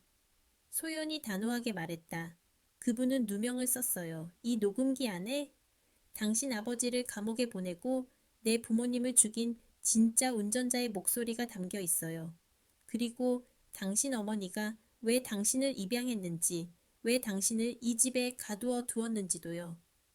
민주는 마치 화상을 입은 것처럼 소연의 손을 뿌리쳤다. 녹음기가 침대 시트 위로 떨어졌다. 닥쳐, 이소연. 당신이 뭔데 우리 어머니를 모욕해. 어머니는 내게 구원자야. 내 전부라고. 그의 목소리가 터져 나왔다. 그때 복도에서 발소리가 들렸다. 한 여사였다. 그녀는 이미 모든 상황을 눈치챈 듯 문가에 서서 차갑게 그들을 지켜보고 있었다. 무슨 소란이니, 민준아. 아침부터 소연 양이 이상한 소리를 하는구나. 한 여사는 완벽한 여왕의 모습으로 방 안으로 들어섰다. 그녀의 눈빛은 소연을 향해 레이저를 쏘는 듯 날카로웠다. 소연은 녹음기를 재빨리 집어들어 숨겼다. 어머니, 소연이가 제 아버지에 대한 이상한 소리를 합니다. 지은이 말만 듣고 착각하는 거예요. 제가 정리하겠습니다. 민주는 여전히 어머니를 보호하려 했다. 그의 평생의 믿음이 한순간에 무너지는 것을 거부하고 있었다. 착각이 아니에요, 민준 씨. 소연은 민준을 등진 채 한 여사를 똑바로 응시했다. 이 녹음기 안에 20년 전 그날 밤의 진실이 담겨 있어요. 사고를 낸 사람은 운전기사가 아니었죠. 술에 취해 운전대를 잡은 사람은 바로 어머님이셨어요. 소연이 폭탄을 터뜨렸다. 민준이 뒤를 돌아 어머니를 바라보았다. 그의 눈에는 이미 공포보다 더 큰 절망이 서려 있었다. 한 여사의 얼굴은 완전히 무너졌다. 하지만 곧 그녀는 냉정을 되찾았다. 소연 양 심리 상담사라더니 소설가로 전직하는 게 더 어울리겠구나. 증거 없는 망상으로 사람을 모함하는 것은 범죄란다. 증거는 여기 있어요. 소연이 숨기고 있던 녹음기를 꺼내어 작동시켰다. 낡은 녹음기에 재생 버튼이 눌렸다. 찍, 웅 하는 잡음이 잠시 흐르더니 곧이어 20년 전의 목소리가 방 안을 채웠다. 녹음기 음성, 한 여사 목소리. 아니, 내가 운전했잖아. 지은아, 그때 눈이 너무 많이 와서 내가 살짝 술에 취해서 앞이 안 보였어.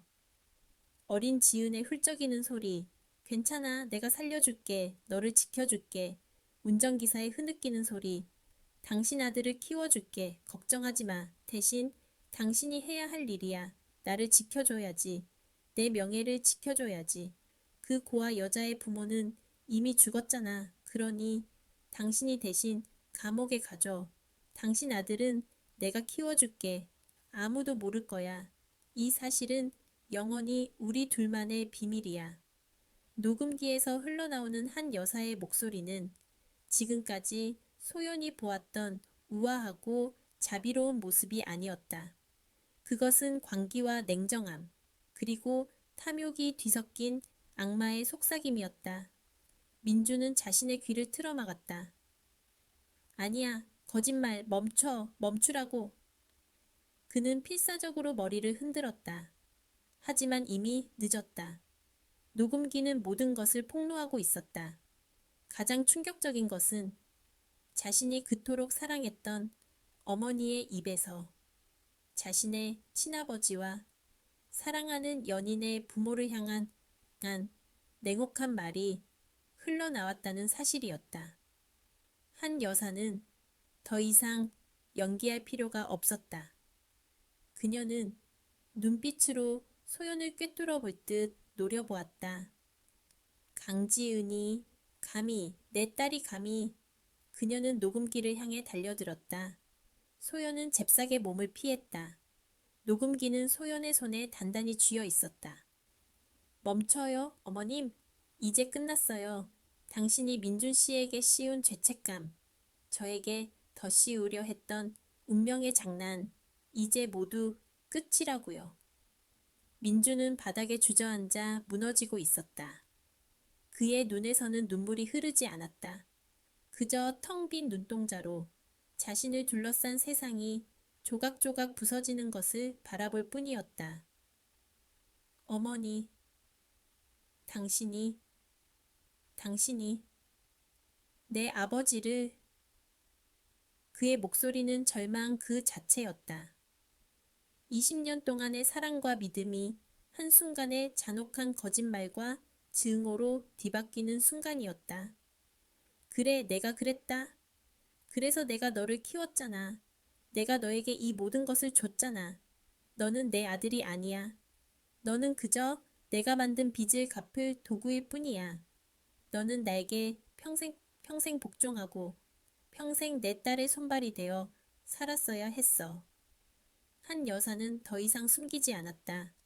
그녀의 얼굴은 증오와 분노로 일그러져 있었다. 그녀는 자신의 치부를 들춰낸 소연에게 달려들었다. 이 빌어먹을 여자애, 내 인생을 망치려 해. 그 녹음기 내놔. 그녀는 소연의 목을 향해 손을 뻗었다. 그녀의 손톱이 소연의 피부를 파고들려는 순간 민준이 벌떡 일어났다. 손대지 마십시오. 민준은 마지막 남은 힘을 쥐어짜내어 어머니와 소연 사이에 몸을 가로막았다. 그의 눈빛은 어머니를 향한 것이었지만 그 안에는 더 이상 아들이 아닌 분노와 배신감에 찬 심판자의 눈빛이 담겨 있었다. 어머니는 내 아버지를 죽이고 내게 평생 갚아야 할 죄책감을 씌웠어요. 그리고 소연이 부모님까지. 당신은 사람의 목숨을 도구로 사용했어요. 민준아, 너마저 이 여자를 사랑한다고? 이 여자는 내 아비 때문에 부모를 잃은 원수의 딸이야. 너는 이 여자를 가질 자격이 없어. 내가 널 다시 고아로 만들 거야. 한 여사는 숨겨두었던 마지막 비수를 꺼냈다. 그녀는 벽난로 선반 위에 놓여있던 오래된 권총을 집어들었다. 그것은 민준의 아버지가 그녀의 호신용으로 주었던 총이었다. 녹음기를 부숴. 지금 당장. 안 그러면 네가 가장 사랑하는 이 여자의 목숨이 먼저 날아갈 거야. 총구는 소연을 향했다. 모든 것이 멈췄다. 침묵. 그 침묵 속에서 소연의 심장은 터질 듯이 뛰고 있었다. 민준의 얼굴은 하얗게 질렸다. 그는 진실과 사랑 앞에서 마지막 선택의 기로에 섰다. 민준 씨, 부수지 마세요. 이건 우리가 찾은 유일한 진실이에요. 이걸 잃으면 우리는 영원히 당신 어머니의 소나기에서 벗어날 수 없어요. 소연이 절박하게 속삭였다. 하지만 민준은 고개를 저었다. 그의 눈빛은 슬프지만 확고했다. 그는 20년 동안의 죄책감에서 벗어났지만 사랑하는 여자를 잃을 수는 없었다. 민준은 소연에게서 녹음기를 빼앗았다. 그리고는 그것을 머리 위로 높이 들었다. 어머니, 소연이를 보내주십시오. 이것을 부수고 저는 영원히 이 집을 떠나겠습니다. 2번 다시 돌아오지 않겠습니다. 당신이 만든 지옥에서 나는 탈출할 겁니다. 그는 녹음기를 바닥으로 내던졌다. 쾅! 녹음기는 대리석 바닥에 부딪히며 산산조각 났다. 내부에 카세트 테이프가 튀어나와 엉켰다. 진실을 담고 있던 물리적인 증거가 눈앞에서 파괴되는 순간이었다. 소연은 절규했다. 안 돼, 민준 씨. 한 여사는 승리감에 찬 미소를 지었다. 잘했다, 민준아. 결국 너는 내 아들이다. 하지만 민준은 그 순간 방금 부서진 녹음기 조각이 아닌 자신의 심장이 부서지는 소리를 들었다. 그는 어머니를 향해 마지막 말을 내뱉었다. 당신은 영원히 나를 잃었어요. 나는 당신이 만든 모든 것에서 벗어날 겁니다. 이 모든 진실은 영원히 당신을 괴롭힐 거예요. 민주는 소연의 손을 잡고 방을 뛰쳐나갔다. 그들은 더 이상 망설이지 않았다. 한 여사의 총구가 그들의 등 뒤를 겨누고 있었지만 그녀는 방아쇠를 당기지 않았다. 아들을 향한 마지막 신락 같은 미련이 그녀를 붙잡고 있었다. 그들은 거실을 가로질러 현관으로 향했다. 하지만 그때 2층 지은의 방에서 또 다른 소리가 들려왔다. 끼, 쾅, 지은이 휠체어에 앉은 채 자신의 방문을 부수고 나오는 소리였다. 가지마, 오빠, 언니, 진짜 증거는 부술 수 없어. 가서 지은은 휠체어를 복도 난간 쪽으로 굴렸다. 그녀는 난간 앞에 멈춰서서 손을 뻗어 난간 벽에 걸려있는 거대한 액자를 가리켰다. 저 액자 뒤에 아버지의 유언이 있어. 그날 밤에 모든 진실이 쓰여 있어. 소영과 민준이 멈춰섰다. 그들이 지은을 바라보았다. 그 순간 한 여사가 총을 버리고 미친 듯이 지은에게 달려갔다. 닥쳐, 강지은, 닥치라고 했지. 지은은 이미 너무 멀리 와 있었다. 그녀는 민준과 소연에게 마지막으로 소리쳤다. 가서 진실을 밝혀. 내 인생을 끝내줘. 한 여사가 지은을 덮쳤다. 그녀는 지은의 휠체어를 뒤집으려 했다. 하지만 지은은 마지막 남은 힘을 다해 몸을 비틀었다. 쿵! 지은의 휠체어가 난간에 부딪혔다. 그리고는 무게중심을 잃고 지은은 휠체어에서 굴러 떨어졌다. 2층에서 1층 대리석 바닥으로. 화장창, 뼈가 부서지는 끔찍한 소리와 함께 지은의 몸이 거실 바닥에 힘없이 쓰러졌다. 그녀의 눈은 민준과 소연을 향한 채 마지막 힘을 다해 미소 짓고 있었다. 자유롭게. 그것은 소영과 민준의 눈앞에서 벌어진 가장 잔혹한 희생이었다. 진실을 지키기 위한 가장 끔찍하고 처절한 몸부림. 민준은 주저앉았다. 그의 눈앞에서 그의 여동생이자 진실을 지키던 유일한 파수꾼이 잔혹한 운명에 의해 목숨을 잃었다. 한 여사는 바닥에 쓰러진 딸을 보고 광기에 사로잡혔다. 그녀의 총은 이미 바닥에 떨어져 있었다. 그녀는 무릎으로 기어가 딸의 시신을 끌어안고 울부짖었다. 그것은 가짜가 아닌 진짜 어머니의 절규였다. 하지만 너무 늦은 후에였다. 소연은 민준을 일으켜 세웠다. 눈물을 흘릴 시간조차 없었다. 지은의 마지막 희생이 헛되지 않도록. 민준 씨, 일어나요. 액자 뒤에 진실이 있어요. 지은 씨가 우리에게 준 마지막 기회예요.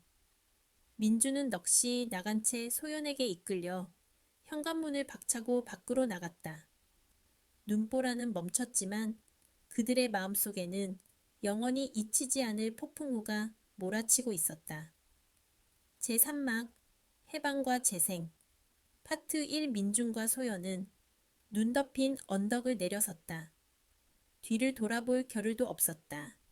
지은의 마지막 비명과 한 여사의 광기 어린 울부짖음이 여전히 그들의 귓가에 울려 퍼지고 있었다. 그들은 도망쳤다. 삶의 전부였던 집과 사랑과 증오가 뒤섞인 가족이라는 이름의 지옥에서 민주는 넋이 나간 상태였다. 그는 소연에게 이끌려 걸었지만 그의 눈동자에는 아무것도 담겨 있지 않았다. 마치 살아있으나 영혼이 빠져나간 사람 같았다. 소연은 자신의 코트 주머니 속에 숨긴 거실 벽에서 뜯어낸 액자를 꽉 움켜쥐었다. 지은의 목숨과 바꾼 그녀의 마지막 희망이었다. 폭설이 그친 후 도로는 미끄러웠지만 차는 움직일 수 있었다. 민주는 운전대를 잡았지만 소연은 그가 운전할 수 없다는 것을 알았다. 그녀가 대신 운전대를 잡았다. 가장 가까운 도심 외곽에 아주 작고 허름한 모텔을 찾아 들어갔다. 그곳은 강씨 집안의 호화로운 대저택과는 극단적으로 대비되는 세상의 가장 평범하고 낡은 공간이었다. 그 평범함이 주는 안전함이 그들에게는 절실했다. 방으로 들어서자마자 민주는 침대 위에 쓰러졌다. 그는 울지 않았다. 소리도 지르지 않았다. 그저 천장을 응시한 채 꼼짝도 하지 않았다. 이것은 충격이 극대화되었을 때 나타나는 가장 위험한 형태의 침묵이었다. 소연은 민준의 옆에 앉아 그의 손을 잡았다. 그의 손은 차가웠다. 따뜻한 물수건으로 그의 얼굴을 닦아주고 차가운 코트를 벗겨주었다. 그녀는 민준을 보살피면서도 가장 먼저 해야 할 일이 남아있음을 알았다. 지은의 희생이 헛되지 않도록 소연은 코트 주머니에서 액자를 꺼냈다. 액자는 크고 무거웠다. 뒤틀린 추상화가 그려진 그림 액자였다. 민준의 아버지가 숨겨둔 마지막 진실, 그것을 보아야 했다. 민준 씨, 우리 이걸 봐요. 지은 씨가 목숨 걸고 우리에게 알려준 거예요. 소연은 민준을 침대 위에 앉히고 망치 대신 구두발 뒤축으로 액자 뒷면에 합판을 부쉈다. 나무 부서지는 소리가 낡은 모텔 방 안을 울렸다. 합판이 부서지고 그 안에 숨겨져 있던 두꺼운 봉투가 나타났다. 봉투는 밀봉되어 있었고 봉투 겉면에는 강민준에게, 나의 아들에게 라고 굵은 글씨로 쓰여 있었다. 민준의 친아버지의 필체였다. 소연은 민준에게 봉투를 건넸다. 민준은 떨리는 손으로 봉투를 받아들었지만 봉투를 열지 못했다. 그는 진실을 두려워했다. 그 진실이 자신의 모든 것을 앗아갈 것을 알았기 때문이다. 민준 씨, 당신의 아버지가 당신에게 남긴 마지막 말씀이에요. 이걸 봐야만 당신은 비로소 자유로워질 수 있어요. 소연이 속삭였다. 민주는 결국 떨리는 손으로 봉투의 밀봉된 부분을 찢어냈다. 봉투 안에는 여러 장의 종이가 있었다. 그것은 민준의 친아버지 고 노약 김병호 씨가 남긴 유언서이자 고백서였다. 민준은 소연의 무릎에 기대어 고통스럽게 한 줄 한 줄 읽어 내려갔다. 소연도 그의 옆에서 함께 읽었다. 김병호의 유언 및 고백서 발췌. 나의 아들 민준아. 이 글을 네가 읽을 때쯤이면 나는 세상에 없을 것이다. 너에게 이 짐을 지우게 해서 미안하다. 나는 운전기사였다. 강 여사, 한 여사를 위해 일했다. 20년 전 그날 밤, 강 여사는 만취 상태로 운전대를 잡았고 눈길에 미끄러져 사고를 냈다. 상대편 차에는 구 이영훈 씨 부부가 타고 있었다. 그들은 현장에서 즉사했다. 그리고 강 여사와 함께 차에 타고 있던 강 여사의 친딸 이름 생략은 하반신이 마비되었다. 강 여사는 나를 불렀다. 그녀는 내 아들을 거두어 키워줄 것을 약속했다. 내게 죄를 뒤집어 씌우면 민준을 최고의 환경에서 키워주고 평생 돌봐줄 것이라고. 만약 내가 거부하면 민준은 고아원에 보내지고 이 모든 진실이 세상에 폭로되어 강 여사뿐만 아니라 민준이도 평생 살인자의 아들이라는 꼬리표를 달게 될 것이라고 협박했다. 나는 강 여사가 민준을 진심으로 위한다고 믿었다. 그래서 나는 선택했다. 내 목숨을 버려 민준의 미래를 사는 것을. 이 문서가 세상에 알려지면 강 여사는 모든 것을 잃을 것이다. 나의 희생이 잘못된 선택이었음을 안다. 나의 아들아, 너는 이 집에 빚진 것이 없다. 오히려 너는 20년 동안 이 집안의 죄를 대신 갚고 살았다. 너는 그 누구의 도구도 아니며 그 누구의 아픔도 짊어질 필요가 없다. 내 삶을 살아라. 네가 사랑하는 사람을 찾아라. 그리고 너의 아버지의 마지막 선택을 용서해다오. 나는 너를 사랑했다. 너는 자유다. 너는 이제 강민준이 아닌 너의 이름으로 살아가야 한다. 유언서는 길고 처절했다. 모든 진실이 담겨 있었다.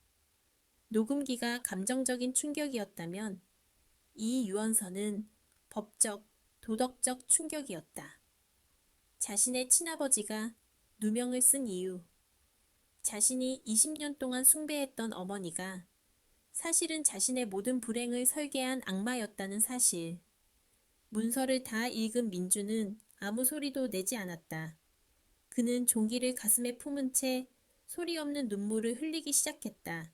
그의 어깨가 떨렸다. 처음에는 미세한 떨림이었지만 곧 격렬한 오열로 변했다. 그의 20년치 슬픔과 배신감, 죄책감이 한꺼번에 터져나왔다. 나의 아버지, 나의 아버지. 민주는 유언서를 끌어안고 어린아이처럼 울었다. 그는 분노하거나 소리를 지르지 않았다. 그저 자신의 삶이 완전히 부정당했다는 슬픔에 빠져 울었다. 소연은 아무 말도 하지 않았다. 그녀는 민준을 끌어안고 그의 등을 토닥여 주었다. 그의 눈물은 뜨거웠다. 소연의 눈에서도 눈물이 흘러내렸다. 그것은 자신의 부모를 죽게 한 사람에 대한 분노의 눈물이 아니었다. 같은 고통을 겪은 이 가련한 남자와 진실을 위해 스스로를 희생한 지은에 대한 연민의 눈물이었다. 나는 왜 몰랐을까? 왜 나는 그녀의 미소를 믿었을까? 그 모든 사랑과 호의가 거짓이었어. 나는 그녀의 죄를 갚는 짐승이었어. 민준이 절규했다. 아니에요. 당신은 짐승이 아니에요. 소연이 속삭였다. 당신은 가장 순수하고 가장 희생적이었던 아들이었어요. 당신의 아버지가 당신에게 준 마지막 선물은 빚이 아니었어요. 당신을 지켜주고 싶다는 간절한 사랑이었죠. 이제 당신은 그 사랑의 의미대로 살아가야 해요. 자유로운 온전한 당신의 이름으로. 민주는 한참을 울고 나서야 진정되었다. 그는 눈물을 닦았다. 그의 눈빛은 비로소 맑아졌다. 20년 동안 그를 짓누르던 무거운 짐이 사라진 듯했다. 소연아, 그가 소연의 이름을 불러왔다. 당신 부모님은 내가 모시던 어머니 때문에 돌아가셨어. 나는 당신의 원수의 아들이야. 소연은 민준의 손을 잡았다. 그의 손은 아직도 떨리고 있었다. 당신이 아니에요. 당신은 나와 같은 피해자예요. 우리는 같은 운명에 갇혀 있다가 이제 지은 씨의 희생으로 함께 풀려난 거예요. 우리가 함께 해야 할 일은 증오가 아니라 진실을 밝히는 거예요. 그리고 우리를 위해 희생된 영혼들의 명예를 되찾는 거예요. 민주는 고개를 끄덕였다. 그는 그녀의 말을 따랐다. 자신이 의지하고 믿을 수 있는 사람은 이제 이 세상에 소연 하나뿐이었기 때문이다. 그들은 모텔방을 나왔다. 창밖에는 다시 차가운 겨울 햇살이 비추고 있었다. 그들의 손에는 지은의 희생과 김병호 씨의 간절함이 담긴 가장 무거운 진실이 들려 있었다. 이 증거를 가지고 그들은 이제 한 여사와 세상에 맞서야 했다. 민주는 더 이상 도망치지 않았다. 그의 등은 꼿꼿하게 펴져 있었다. 그는 이제 복종하는 아들이 아닌 진실을 찾으려는 한 명의 남자로서 세상에 첫 발을 내디뎠다. 제3막 해방과 재생 파트 2 민준과 소연은 서둘러 움직였다. 가장 먼저 연락한 곳은 경찰이 아니었다. 그들은 한 여사가 동원할 수 있는 권력과 영향력을 알고 있었다. 그녀는 이미 모든 증거를 조작하고 자신의 변호사를 동원하여 자신을 방어할 준비를 마쳤을 것이다. 파괴된 녹음기 조각은 이미 그녀의 손에 넘어갔을지도 모른다. 민주는 냉철하게 상황을 판단했다. 20년 동안 경영 수업을 받으며 길러진 그의 냉철함이 빛을 발하는 순간이었다. 그는 자신의 친아버지 유언과 소연의 어머니 유품인 자개 보석함 등 물리적 증거를 안전한 곳에 맡겨두었다. 그들이 향한 곳은 검찰청이 아닌 민준이 운영하던 회사의 비밀 금고였다. 그는 그곳에 어머니 몰래 수집했던 20년간 강씨 집안의 모든 비자금 및 불법 행위에 대한 자료, 사본을 보관하고 있었다. 민주는 자신이 평생 속죄해야 할 빚을 갚기 위해 일했지만 동시에 그의 아버지처럼 누명을 쓸까 두려워 무의식 중에 보험을 만들어 두었던 것이다. 그것이 바로 그가 어머니의 감시망을 피해 은밀하게 모아둔 기업비리 자료들이었다. 이 자료들은 한 여사가 지은 죄의 범위를 교통사고 은폐를 넘어 기업 범죄와 권력남용으로 확장시킬 수 있는 결정적인 증거였다. 민주는 자신의 손으로 자신이 일궈낸 모든 것을 내려놓아야 했다. 이게 내가 20년 동안 강민준으로 살면서 모아둔 거예요. 이것까지 공개되면 어머니는 다시는 세상에 나올 수 없어요.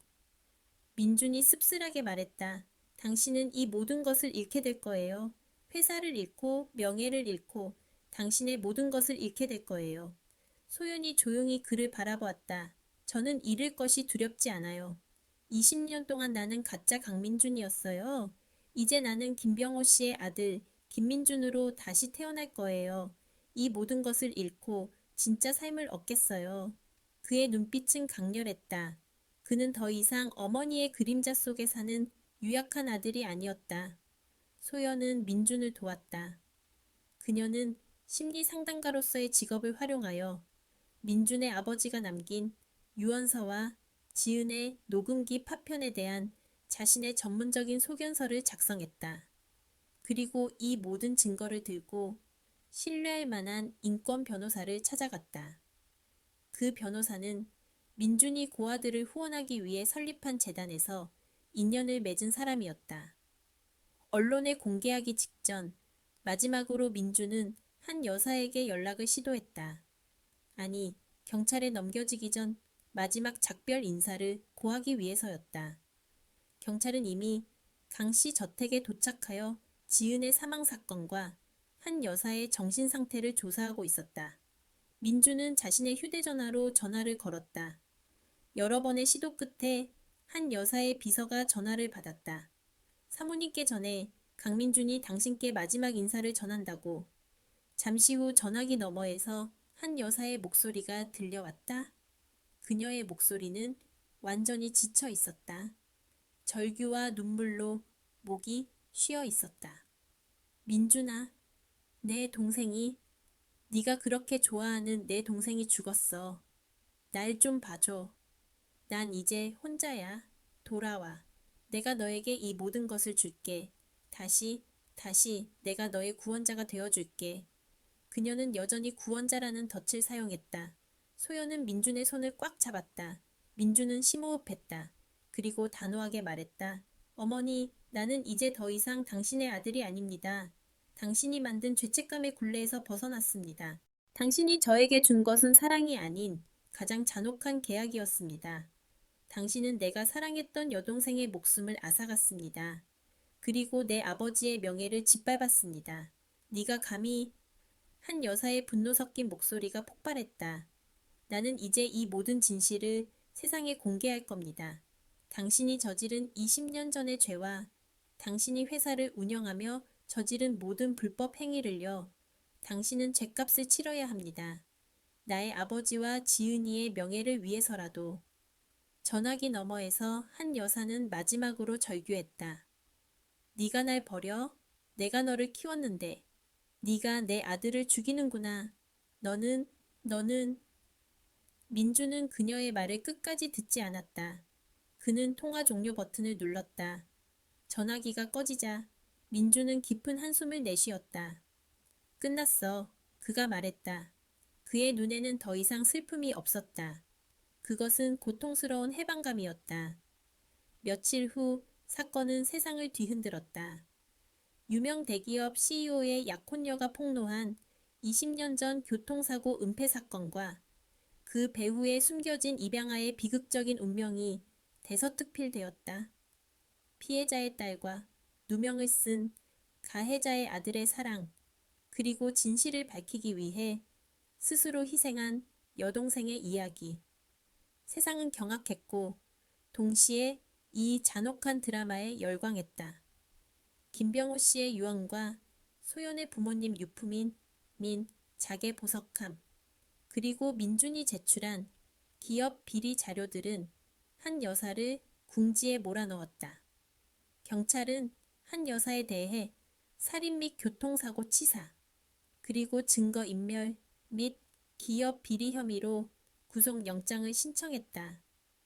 재판 과정에서 그녀는 모든 혐의를 인정했고 가장 가혹한 형량을 선고받았다. 그녀의 왕국은 하루아침에 무너져 내렸다. 사건이 마무리되는 동안 민주는 자신의 이름 강민준을 버리고 김민준이라는 이름을 되찾았다. 그는 자신이 누렸던 모든 부와 명예를 포기했다.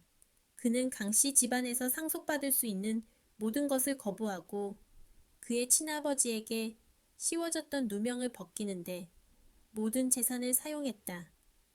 소연은 민준의 곁을 지켰다. 그녀는 민준의 상담사가 아닌 그의 연인이자 동반자로서 그의 모든 것을 받아들였다. 그들은 함께 지은의 장례를 치렀다. 지은은 평생을 갇혀 살았지만 자유롭게 세상을 떠났다. 모든 것이 정리된 후 김민준과 이소연은 서울을 떠났다. 그들은 부모님과 지은이 잠든 곳에서 멀리 떨어진 작은 바다다가 마을로 이주했다.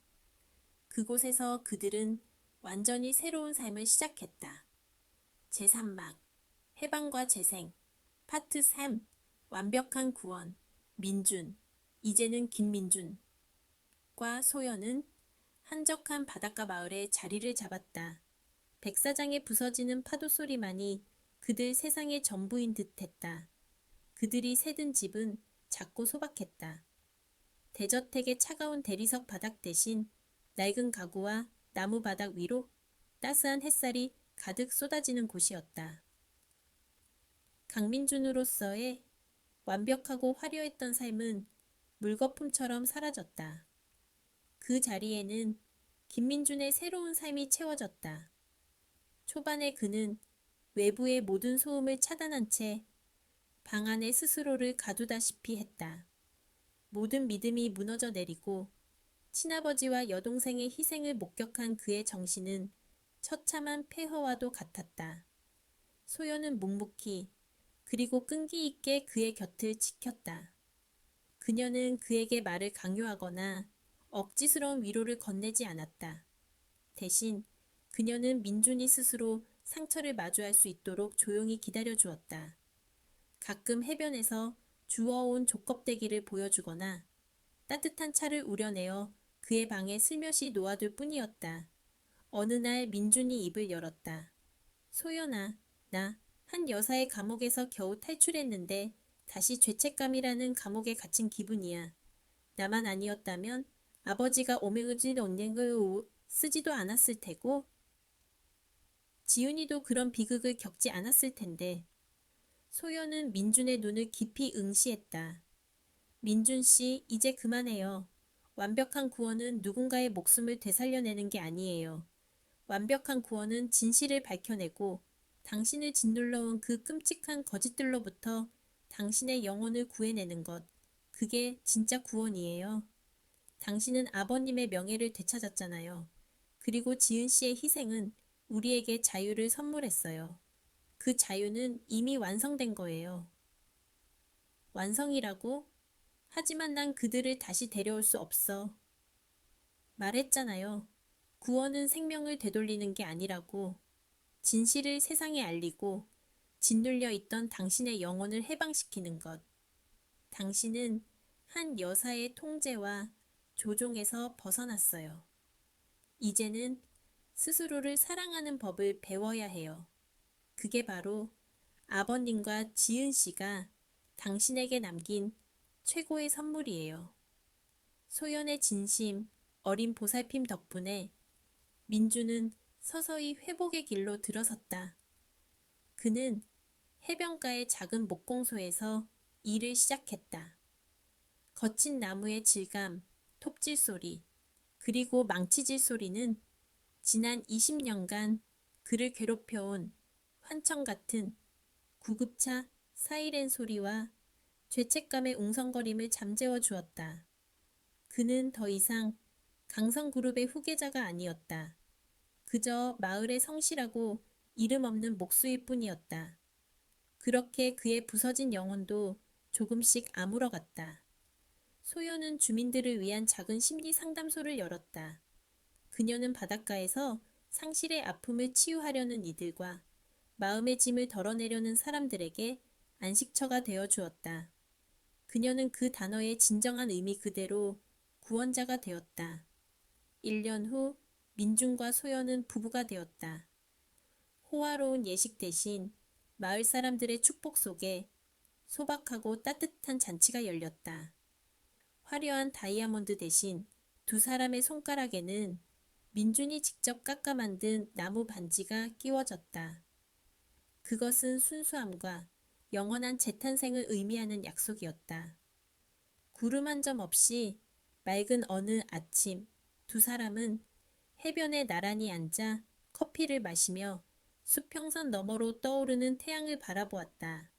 소연아, 가끔 그런 생각이 들어. 만약 우리가 그 미로 같은 집에서 진실을 찾아내지 못했다면 우린 얼마나 더 끔찍한 고통 속에서 살았을까. 민준이 나직이 말했다.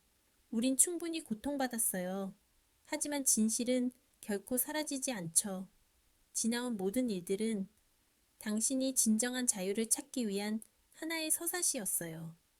소연이 대답했다. 민주는 그녀의 말에 옅은 미소를 지었다. 그의 얼굴에서 어두운 그림자는 완전히 사라져 있었다. 20년 전 눈 내리는 밤길을 헤매던 어린 소녀는 이제 광활한 바다 앞에 서서 자신만의 완벽한 구원을 찾아낸 것이다. 그 구원은 화려한 복수가 아니었다. 그것은 진짜 나 자신을 되찾는 여정이었다. 그렇게 그들의 삶은 그 어떤 동화보다도 평화롭고 아름다운 결말을 향해 흐르고 있었다.